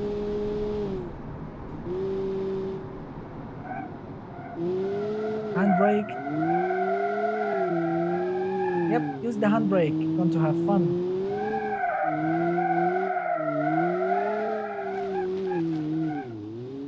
It's not bad. And the good thing about this car, it's not the handling, it's not the performance, it's really none of that. The good thing about this car is it's really cheap, $22,000. for this massive car. $22,000. That's really good value. Awesome. So as you can see, it's yeah, the orange headlights. Unfortunately, because I think the person who created this car, I don't know, he actually made the headlights. I don't know, he made, I don't know, the glass or something to be. Yes, I think this area, this thing here, I think he made it in orange. That's why the game doesn't really act like an indicator. It acts like a headlights. As you can see now, this is the indicator. Yes, now this thing's supposed to be a headlight, but it acts like, yeah, an orange French headlight. Anyway, the car is really not bad. You know, I mean, $22,000 family SUV. It's not bad at all. All right, nice choice. Let's move on with the next vehicle. Oh, the Fulcrum. Here we go. Where's the Fulcrum creator? You've been talking so much about your car. Where are you? Where are you, the Fulcrum creator? Ah, here we go. Fulcrum Motors. Please, please, please, please try to drift my car. It's supposed to be a good drift car. Wow, if I want to drift this car, I would actually take it to a different track. Alright, let's see. Manual gearbox? Yes, manual gearbox, I think. Maybe. Let's see. 3, 2, 1.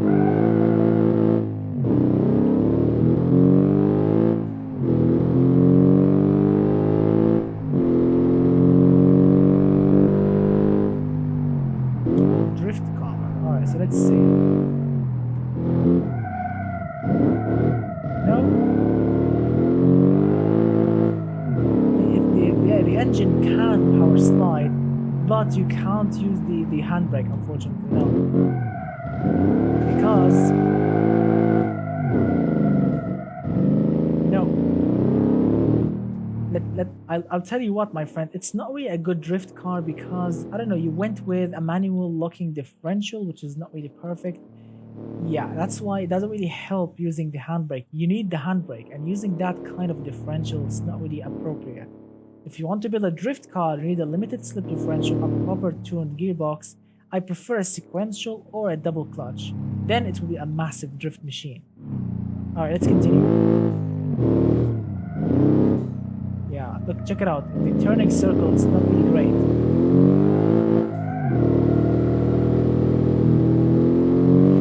And the engine doesn't really help. The torque is not enough, unfortunately.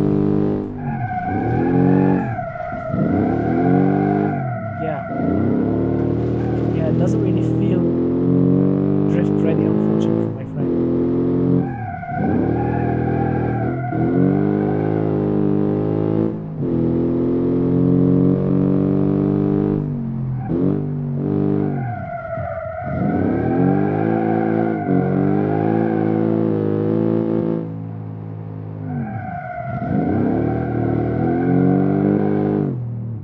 Yeah, the engine definitely is not really helping drifting.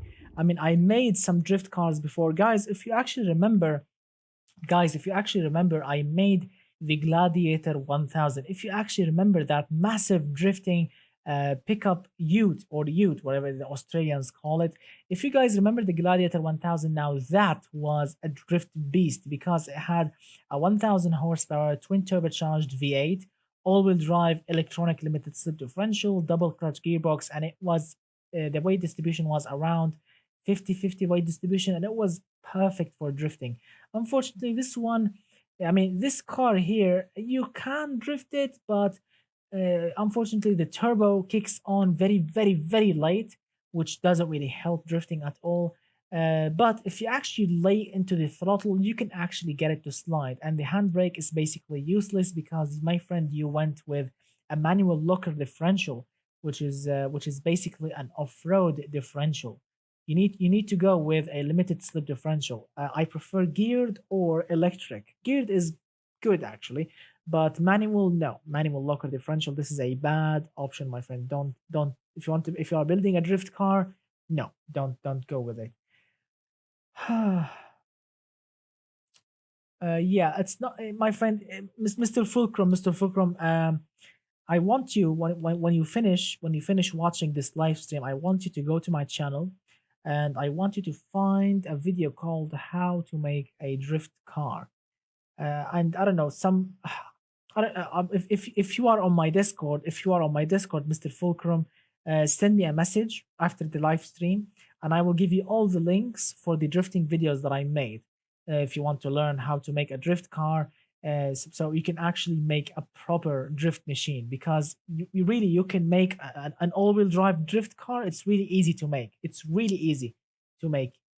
So yes, I send me a message on my Discord, and I will send you the link, my friend. But a nice toy, a nice car, not bad at all. Not a bad choice indeed. Right, the next card. Oh, the Merlin works. Here we go. The Merlin works. This thing has a very hard and screaming V10. I think so, right?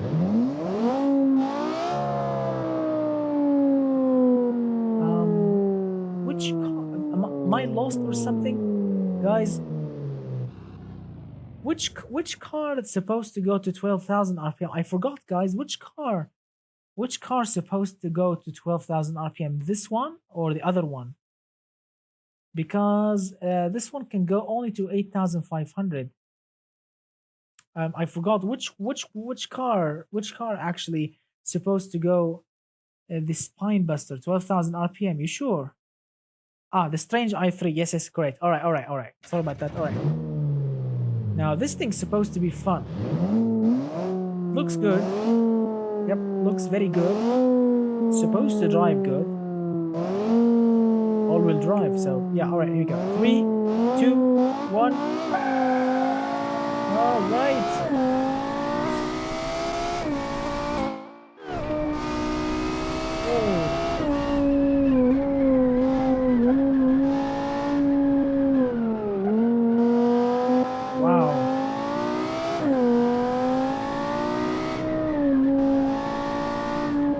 That is a real fun car.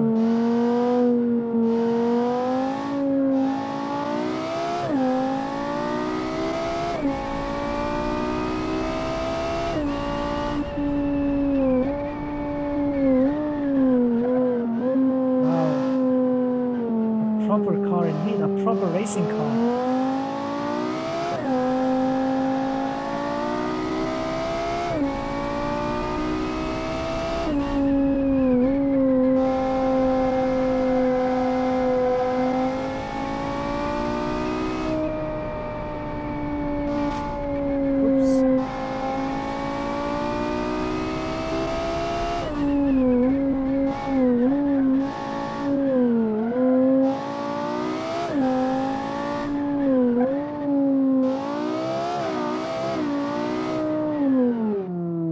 Wow. I think I went into neutral, but anyway.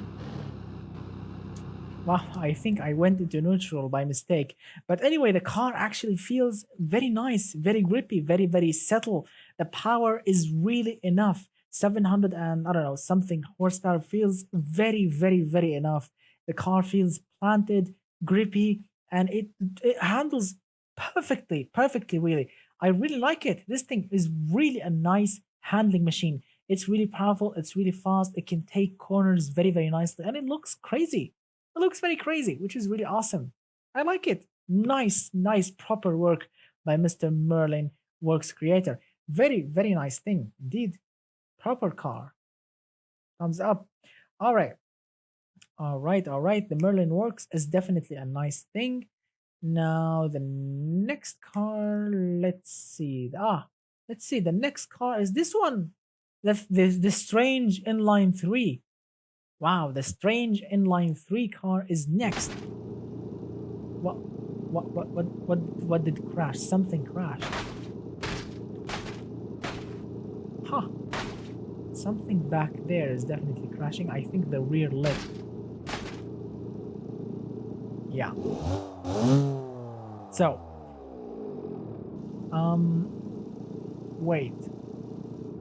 wait, it says here 10,000 RPM. I quite remember it was 12,000, right? I quite remember the engine used to be 12,000, right? Which engine was 12,000? Wow, I forgot. Spine Buster. But this one is the Strange Inline 3. Anyway, this thing has the inline three, the strange one. Anyway, all right.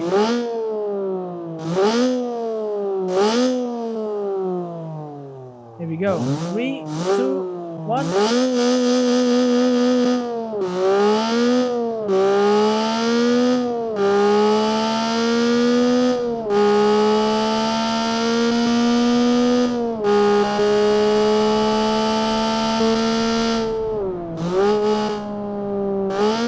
It's not bad.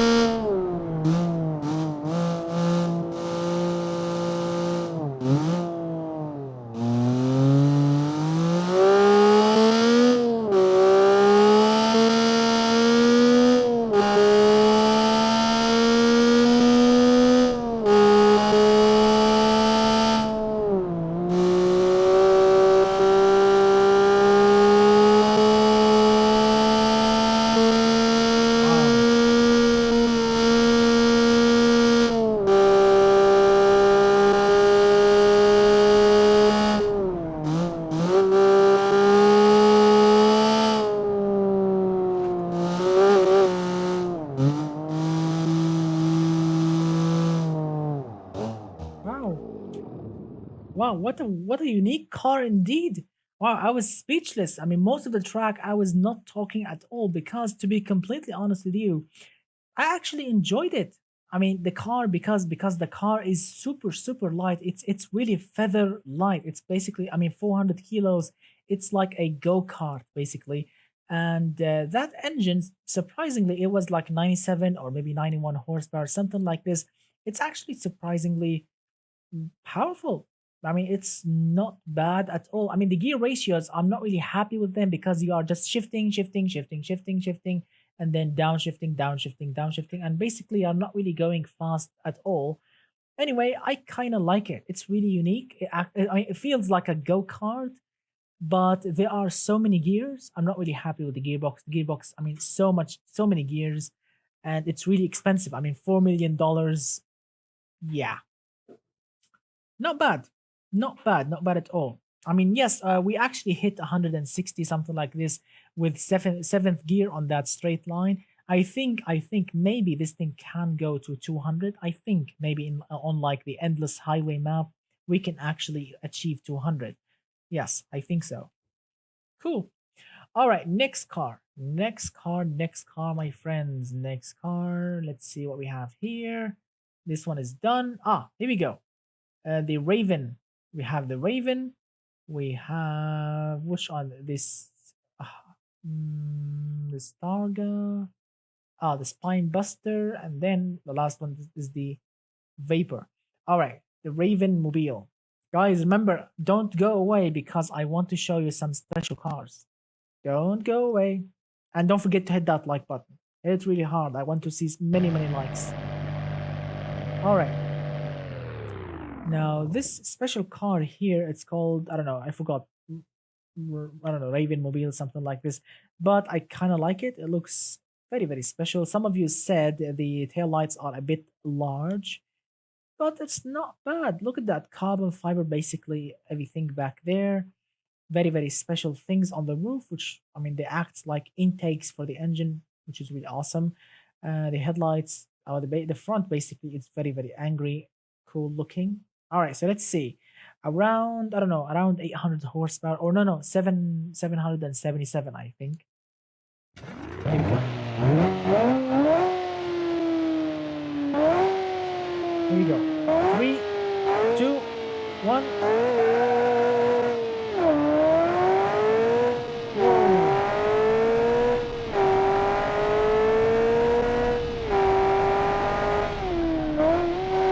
What a beast.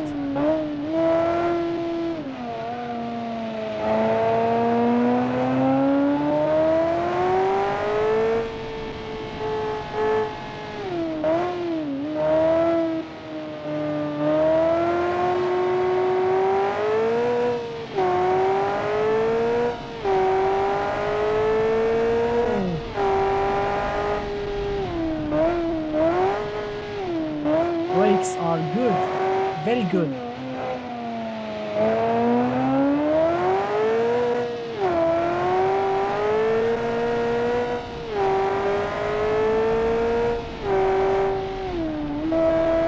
Wow, the brakes are perfect.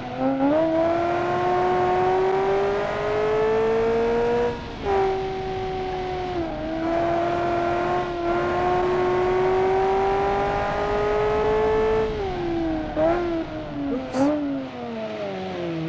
Wow, my mistake.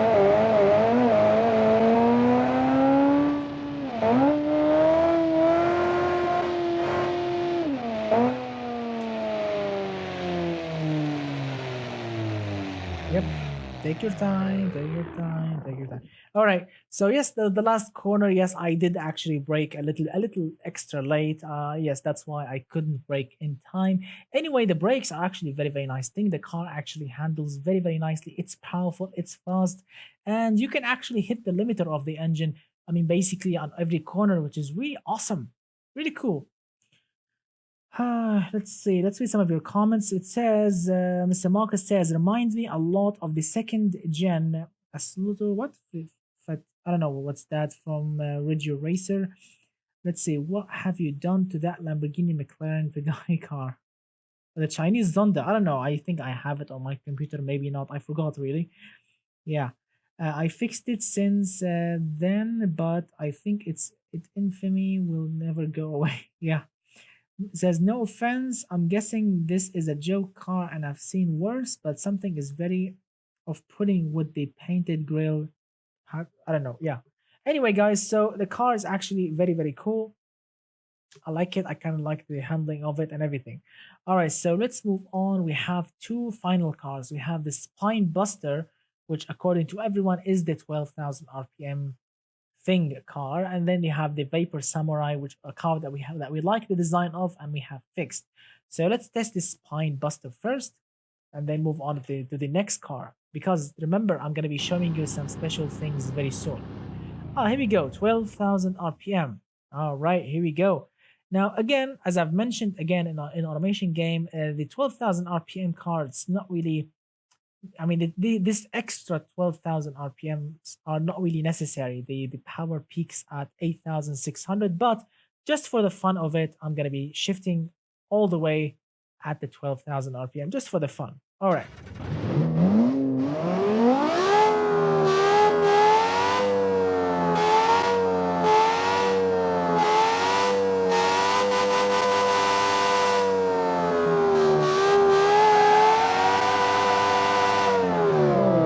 Rear-wheel drive.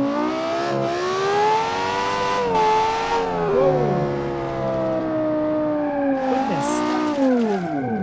Rear-wheel drive, and that much horsepower. Let's try again. All right, let's. Right now, I'm gonna be sensible. All right.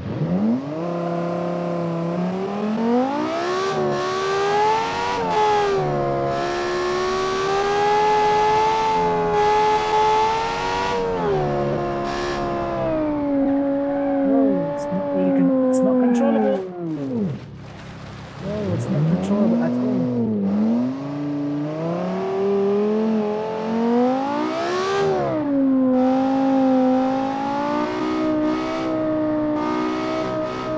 Wow! It's not controllable at all.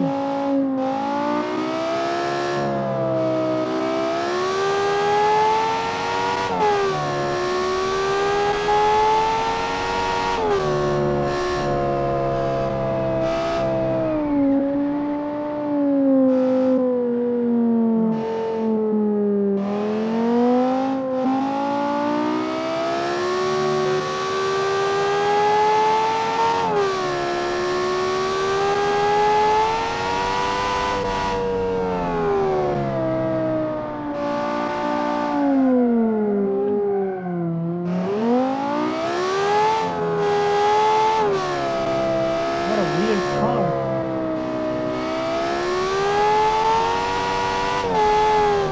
Whoa!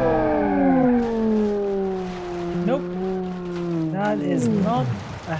No, you can't control it. Unfortunately, if you want to use all the power, you really cannot control it. What happened? Oh. Where is the runway? What happened? Where are we? Ah, here we go.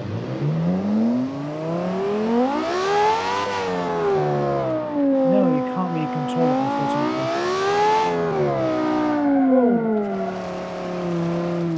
I mean, using dual clutch is a bad thing with this much horsepower.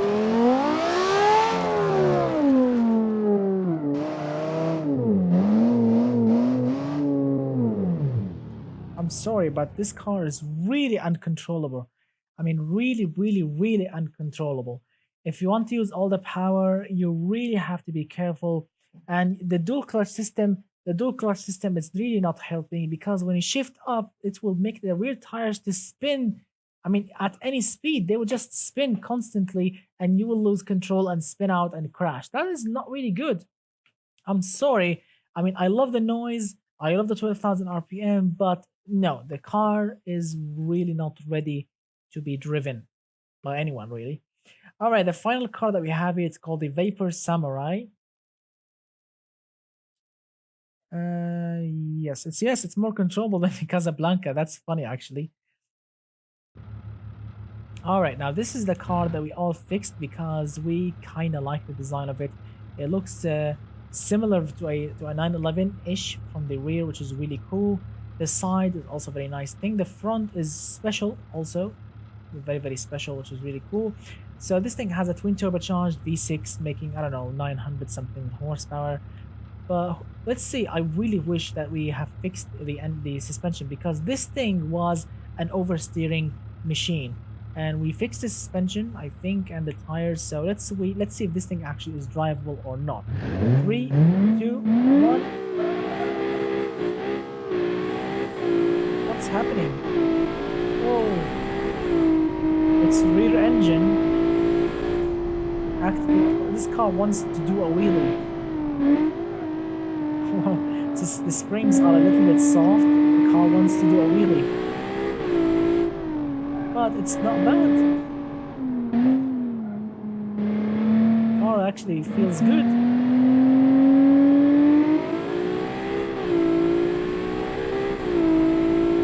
Nice.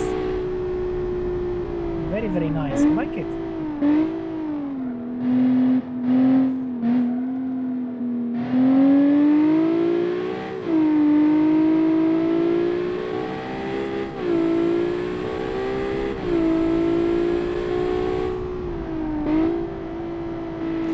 Wow. It's a nice car.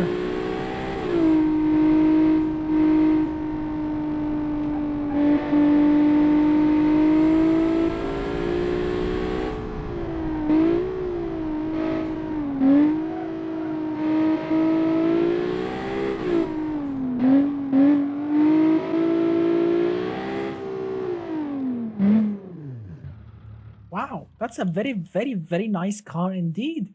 This thing handles very, very nicely. You can use all the power whenever you want. It's really grippy. It looks great and sounds very nicely. Wow, it's a nice car. Very, very nice car. Yeah, as Mr. Matata says, might even handle better on a street map because, soft suspension. Uh, Very nice. Wow, this V6 actually sounds good.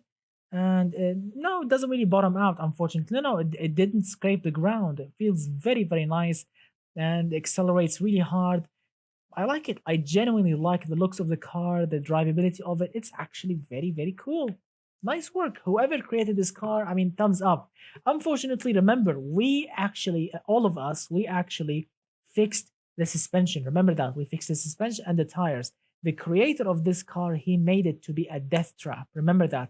He made the suspension, the tires to be an oversteering thing, basically a death trap. And we took it, we made it a livable car, a car that I can actually drive on the track without worrying about crashing and basically being like Richard Hammond. Anyway, anyway, guys, so now let me show you. All right, guys, let me show you some special cars right now. Now we have finished all of your cars. Thank you so much for submitting your cars and everything. But right now I'm going to be showing you some special cars that no one have seen before because our live stream, it's like our special things. Not all of the viewers can see what we have here.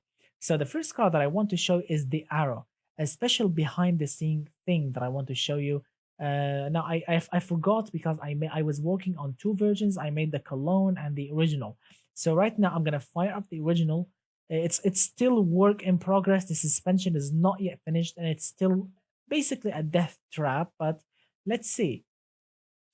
All right, guys. So now, check it out. Now, this is a car, as I've mentioned, I've been working on basically. It's still work in progress, but it's actually very cool. It's called the Arrow, as you can see. And it's basically a racing car for the road-ish, something like this.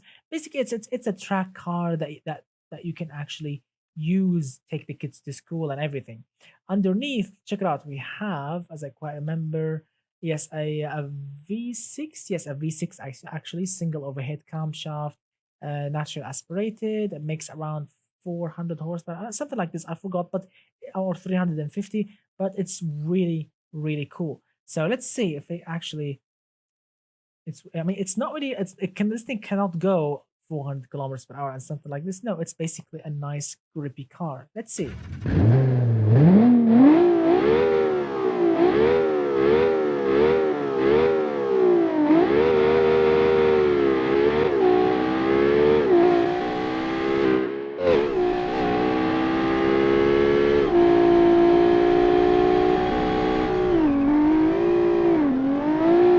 Yeah, as you can see, it's still work in progress.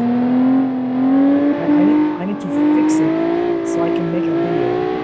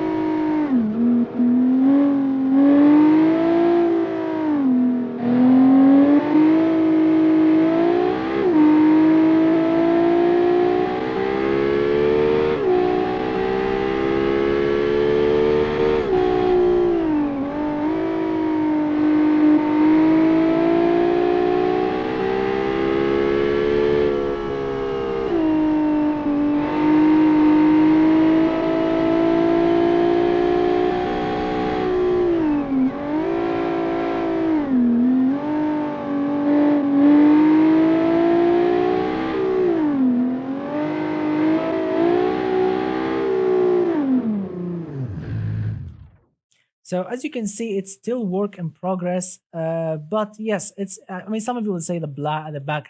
Like Mr. Marcus says the black. Oh no, Mr. Romero says the back is bland or empty. There is not much details. Well, it's a basically a track car. You don't want to put so much things on it. But it's still work in progress, and it's really grippy, really awesome. This 350 horsepower engine is really perfect for this car because this car weighs around 1,000 kilos only, a little bit less. So it's really cool, and I'm working on it. Maybe it will be finished soon, maybe not. So it's a really cool thing. All right, now Mr. Atlas says, I was thinking of a challenge that would be cool that we could do. How about the 2000s Dakar Rally Challenge? Well, you can suggest that. You can actually suggest that, my friend, in the brainstorming session after the current challenge finishes. You can suggest that, and if people likes it, why not? We can actually make it. All right, now let me show you another special cars, my friend. Another special car that I want to show you. Where is it? Where is it? You've already seen the Ferrari replica. Everyone knows about it, everything. And let me show you. Where is it? Where is it? Where is it? Where is it?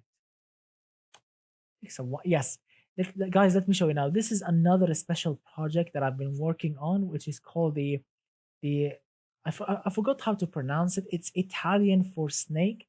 The ser, the ser, the serpente, something like this. GT, a special car. I think that I finished. I think it's finished, and I made a special video only for my Patreon subscribers. A very special video because this is basically a GT car. Yes, my friend, it's called the Serpente, something like this, which is the snake in Italian, as you can see. It looks absolutely magnificent, and I mean it's really cool. Check out the badging and everything.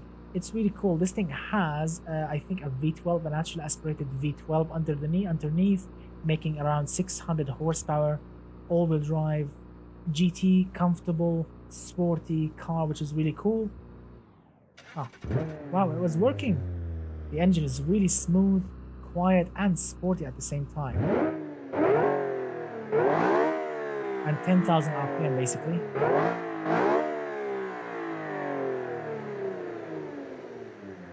Yeah, you can say it's some sort. It looks like a Ferrari California, maybe a Ferrari F12-ish from the front.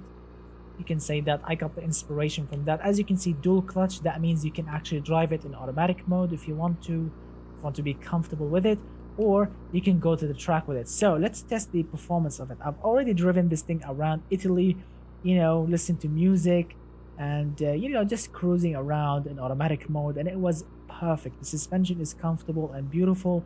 Now let's see if this thing can actually be a nice thing on the track. Here we go.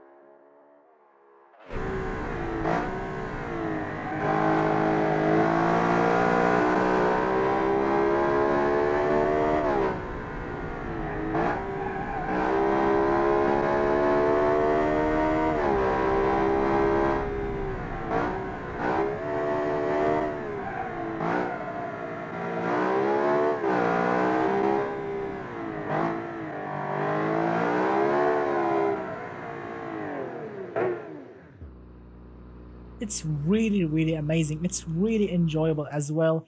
It's smooth, it's powerful, it's angry, it's comfortable, it's perfect. It's really, really perfect. And that's really awesome. And I love this car so much. I've worked on this car. I've made it to perfection. The aerodynamics, the suspension, the interior, the design of this car. I've really worked my time on this car, and I'll be making a special video about it very, very soon. I've already made a special hidden video for my Patreon subscribers. Maybe soon I'll be posting it to my on my Discord, for everyone to watch it. Maybe soon, maybe not, who knows, but soon you'll be seeing this car in different colors. And of course, you'll be seeing it in red, yellow, blue, and all of the crazy, crazy colors. And I really hope that you enjoyed this car. So what do you think about it, guys? What do you think about this car? You like it? Do you hate it? What do you think about it? What do you think about the engine noise, design, everything? What do you think about it? I would love to know your thoughts. Let me give you a little colors, another color scheme. Maybe you want to see it maybe in red. Here we go. Come on, come on. Here we go. Now this is in red, as you can see. Looks very, very good, I think, which is really awesome. So yeah.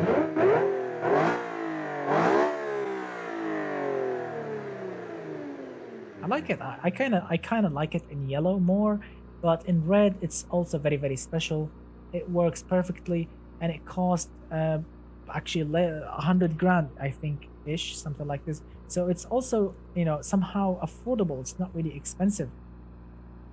So it's a GT car that drives as fast as a Ferrari, looks as good as a Ferrari, and sound as good as a Ferrari, and it costs much, much less than a Ferrari. It costs around 100 grand, which is really awesome.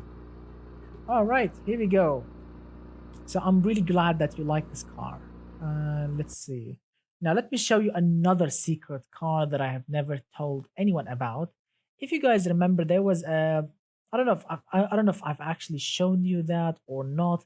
The Mr. OME and Cookie Monster, they made a special car. I don't know if I showed you that or not.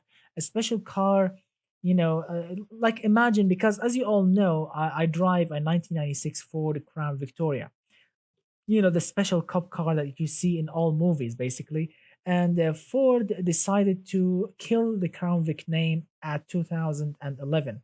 So the last model was 2000 model.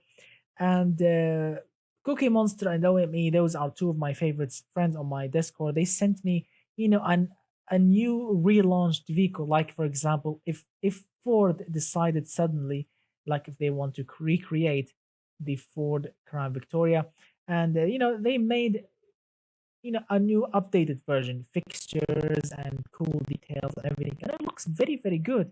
And I thought to myself, and unfortunately they gave this creation the Ford EcoBoost V6 engine, which is not bad. The V6 EcoBoost, as you can see, look at that, 3.5 liter V6, all the cool badging. Look at that, yeah, which is not bad. Look at looks classic slash modern at the same time.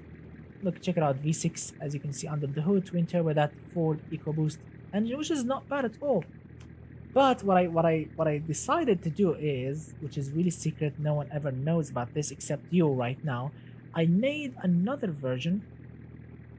With the V8 instead of that doopy V6 twin turbo. I made a V8 twin turbo underneath, and I made it more, more affordable. So let's see. Now you are the first ones to see this. As you can see, I've replaced the V6 with a 4.6 liter V8, which is the proper size for the Crown Vic. As you can see, look at it with all of its glory, twin turbocharged, looks absolutely crazy. So let me show you. Rear-wheel drive, of course. Of course, it's automatic.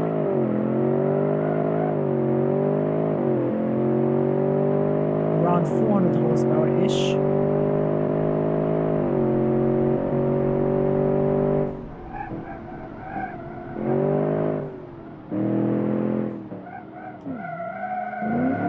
Oops, I forgot how to drift. Wow, it's been a long time.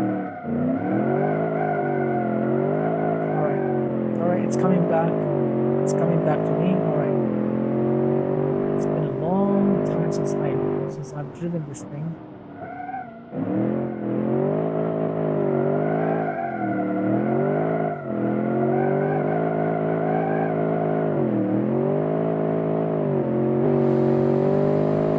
So it's basically a four-door American sedan. A four-door American sedan. Relaunch. And yeah, it's a little bit heavy. As you can see, the brakes are not really perfect because it's a heavy car.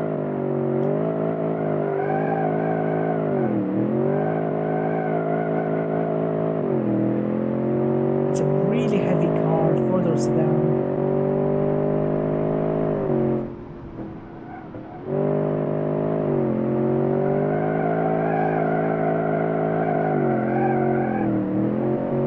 Looks absolutely gorgeous and drives very very comfortable.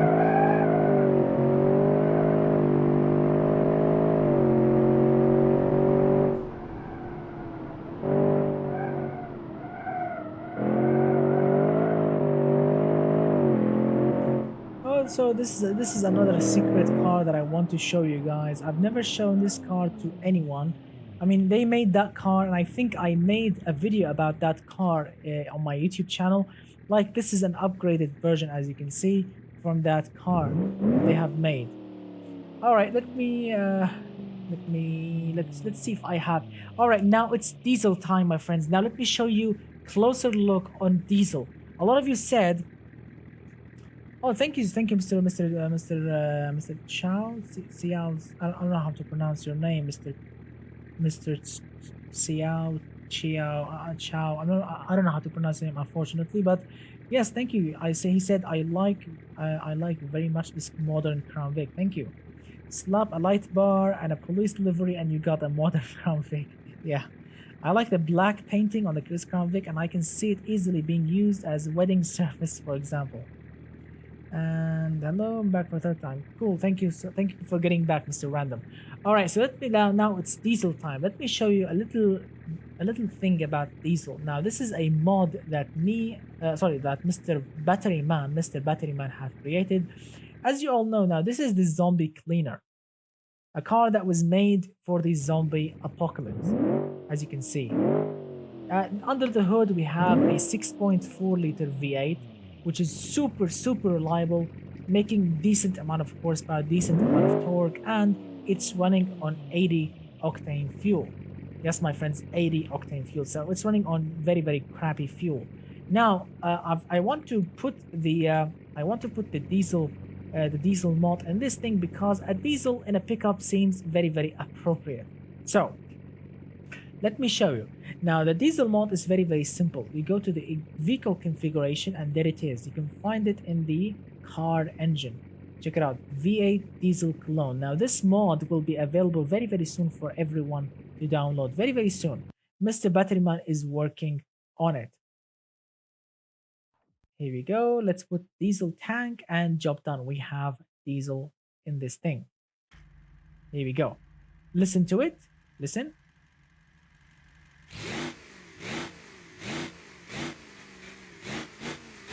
Still the same V8, but we are running with diesel instead of petrol. But the horsepower and the torque basically right now are rubbish. So we need, of course, forced induction. And as I've mentioned in the video, if you haven't seen the video, it's available right now on my channel.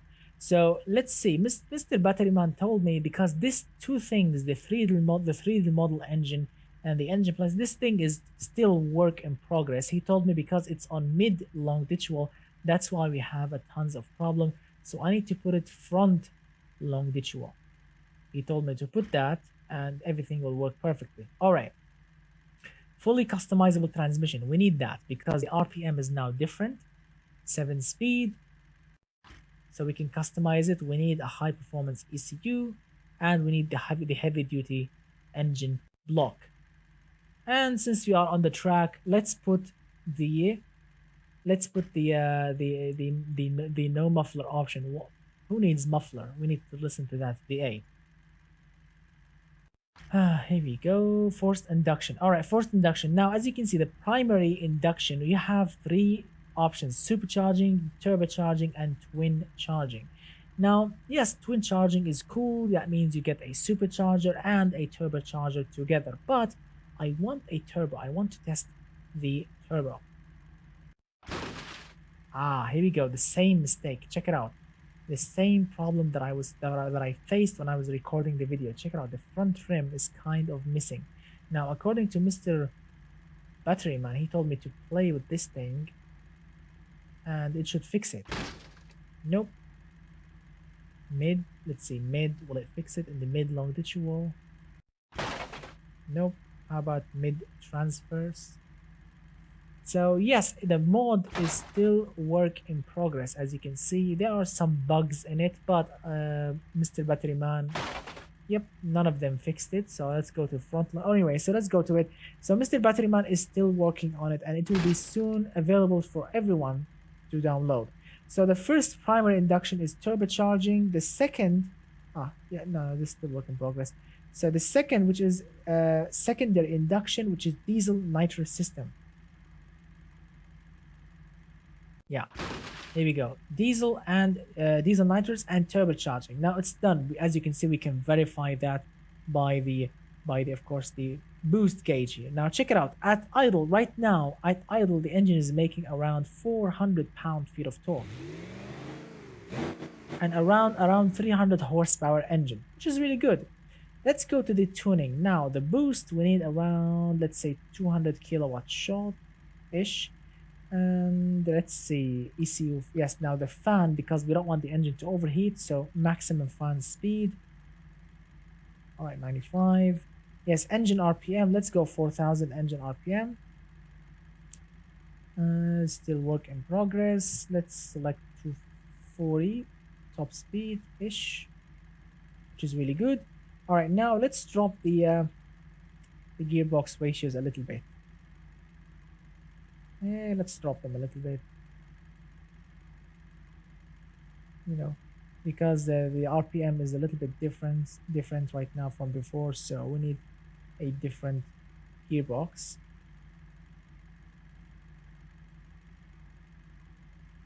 Yeah, I hope it works this way. All right, everything is good. Look at that. You can actually say, select when do you want the gearbox to shift. How much of a clutch rate and shift delay. All these things will be shifted. Check it out. Now we have the maximum boost all the way to the max. Perfect. Apply. Here we go. Now we have, yes, turbocharging and nitrous. Here we go. Let's make a lap and see how the diesel will actually perform. As you can see, the turbo or the boost or the power will peak all the way to 3000. You can say 400, 300, something like this. And all of this is just waste RPM. But who cares if the 8 sounds good? 3, 2, 1.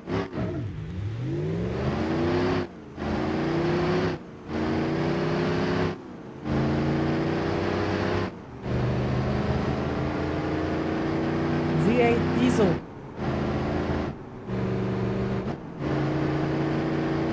Wow.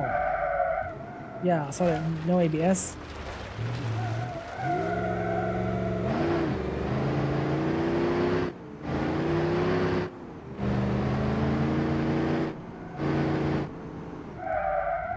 Yep, sorry, no ABS.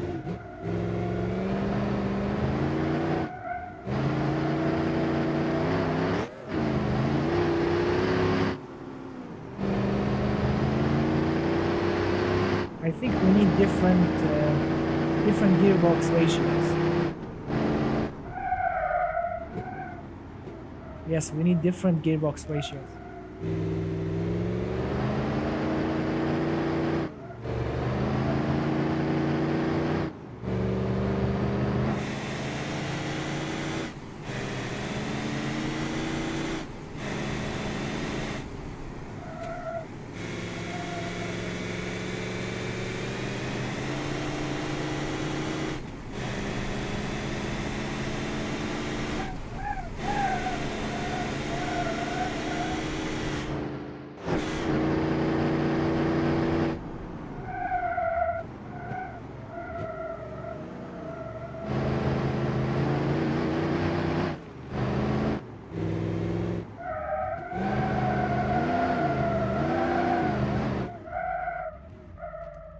Yep.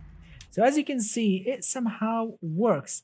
This thing actually somehow works, and you can actually have so much fun. This thing actually drifts, and you can have so much fun with it. But again, we need a different gearbox ratios. I mean, if you want to perfect a gearbox ratios, you have to test it a little bit further. I mean, depends on what kind of car you are putting this diesel mod in, because when the full mod is released to everyone, we will have inline 4. Yes, I'm not kidding. Inline 4 diesel, inline 6 diesel, and of course V8 diesel. All these three engines, you will be finding them, of course, in that mod very, very soon. Thanks, of course.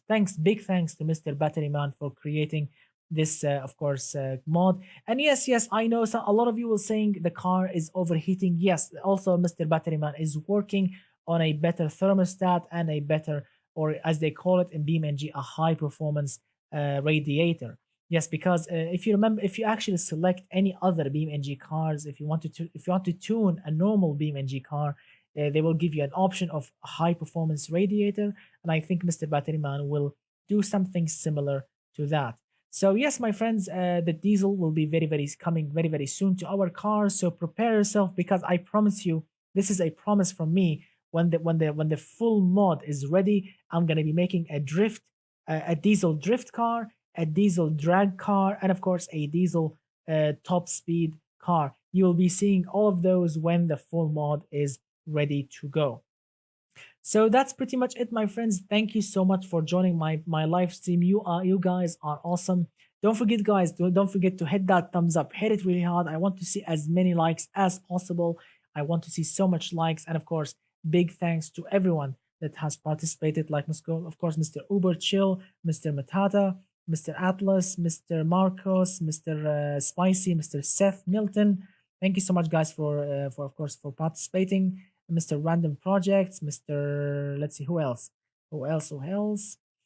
Mr. Marcos, Atlas, we already said your names. I forgot who else. Mr. Romero, all of you guys. Mr. Leon Art, awesome. All of you guys are just awesome for joining my live stream. Thank you so much, for guys, from all of my heart. You guys are always awesome. I had so much fun today or tonight, basically. Thank you, thank you, thank you for all my heart. And guys, if you want to download Guys, if you want to download this car, which is the zombie cleaner thing car, as you can see right now, which had, as you can see, armor on the side, and I mean, built for attacking cars. I'm not kidding. On my previous live stream, I've tested and I've crashed many cars, and this car kept on going without any single problem. If you want to download this car, if you want to download that snake Ferrari thing that you have seen and that you have enjoyed, basically most of the cars that you are seeing right now, most of the cars that I created myself, like the Rivoli, like the Serpente GT, like the Viva Fuel, the Zombie Cleaner. What else? What else? Like the Model X, like the Lada that I've created, like of course the Mega Grass Eater, like the Milkman car, like also the what is it? What is it? The Hollywood LS9 Super, the GP Rally. All these cars, like if the Fury Turbo, all these cars are available right now on my Patreon page. The link in the description below. You can sign up to our Patreon page and you can download all my BeamNG cars. And of course, by signing up to our Patreon page, you will be supporting this channel. You will be getting all those cars. You will be watching behind the scenes. So you can watch special videos. And of course, you will be getting a special Discord role, which is of course a knight of the realm on Discord. You will be getting that special role if you sign up to our Patreon page. Yes, Mr. Atlas, remember to submit your car before the live stream so I can submit, so I can of course download, so I can make sure that I download your car. You can submit it behind, before the next live stream. So guys, if you want to catch my live stream every Friday, I will be doing every Friday a live stream every Friday at 10 p.m.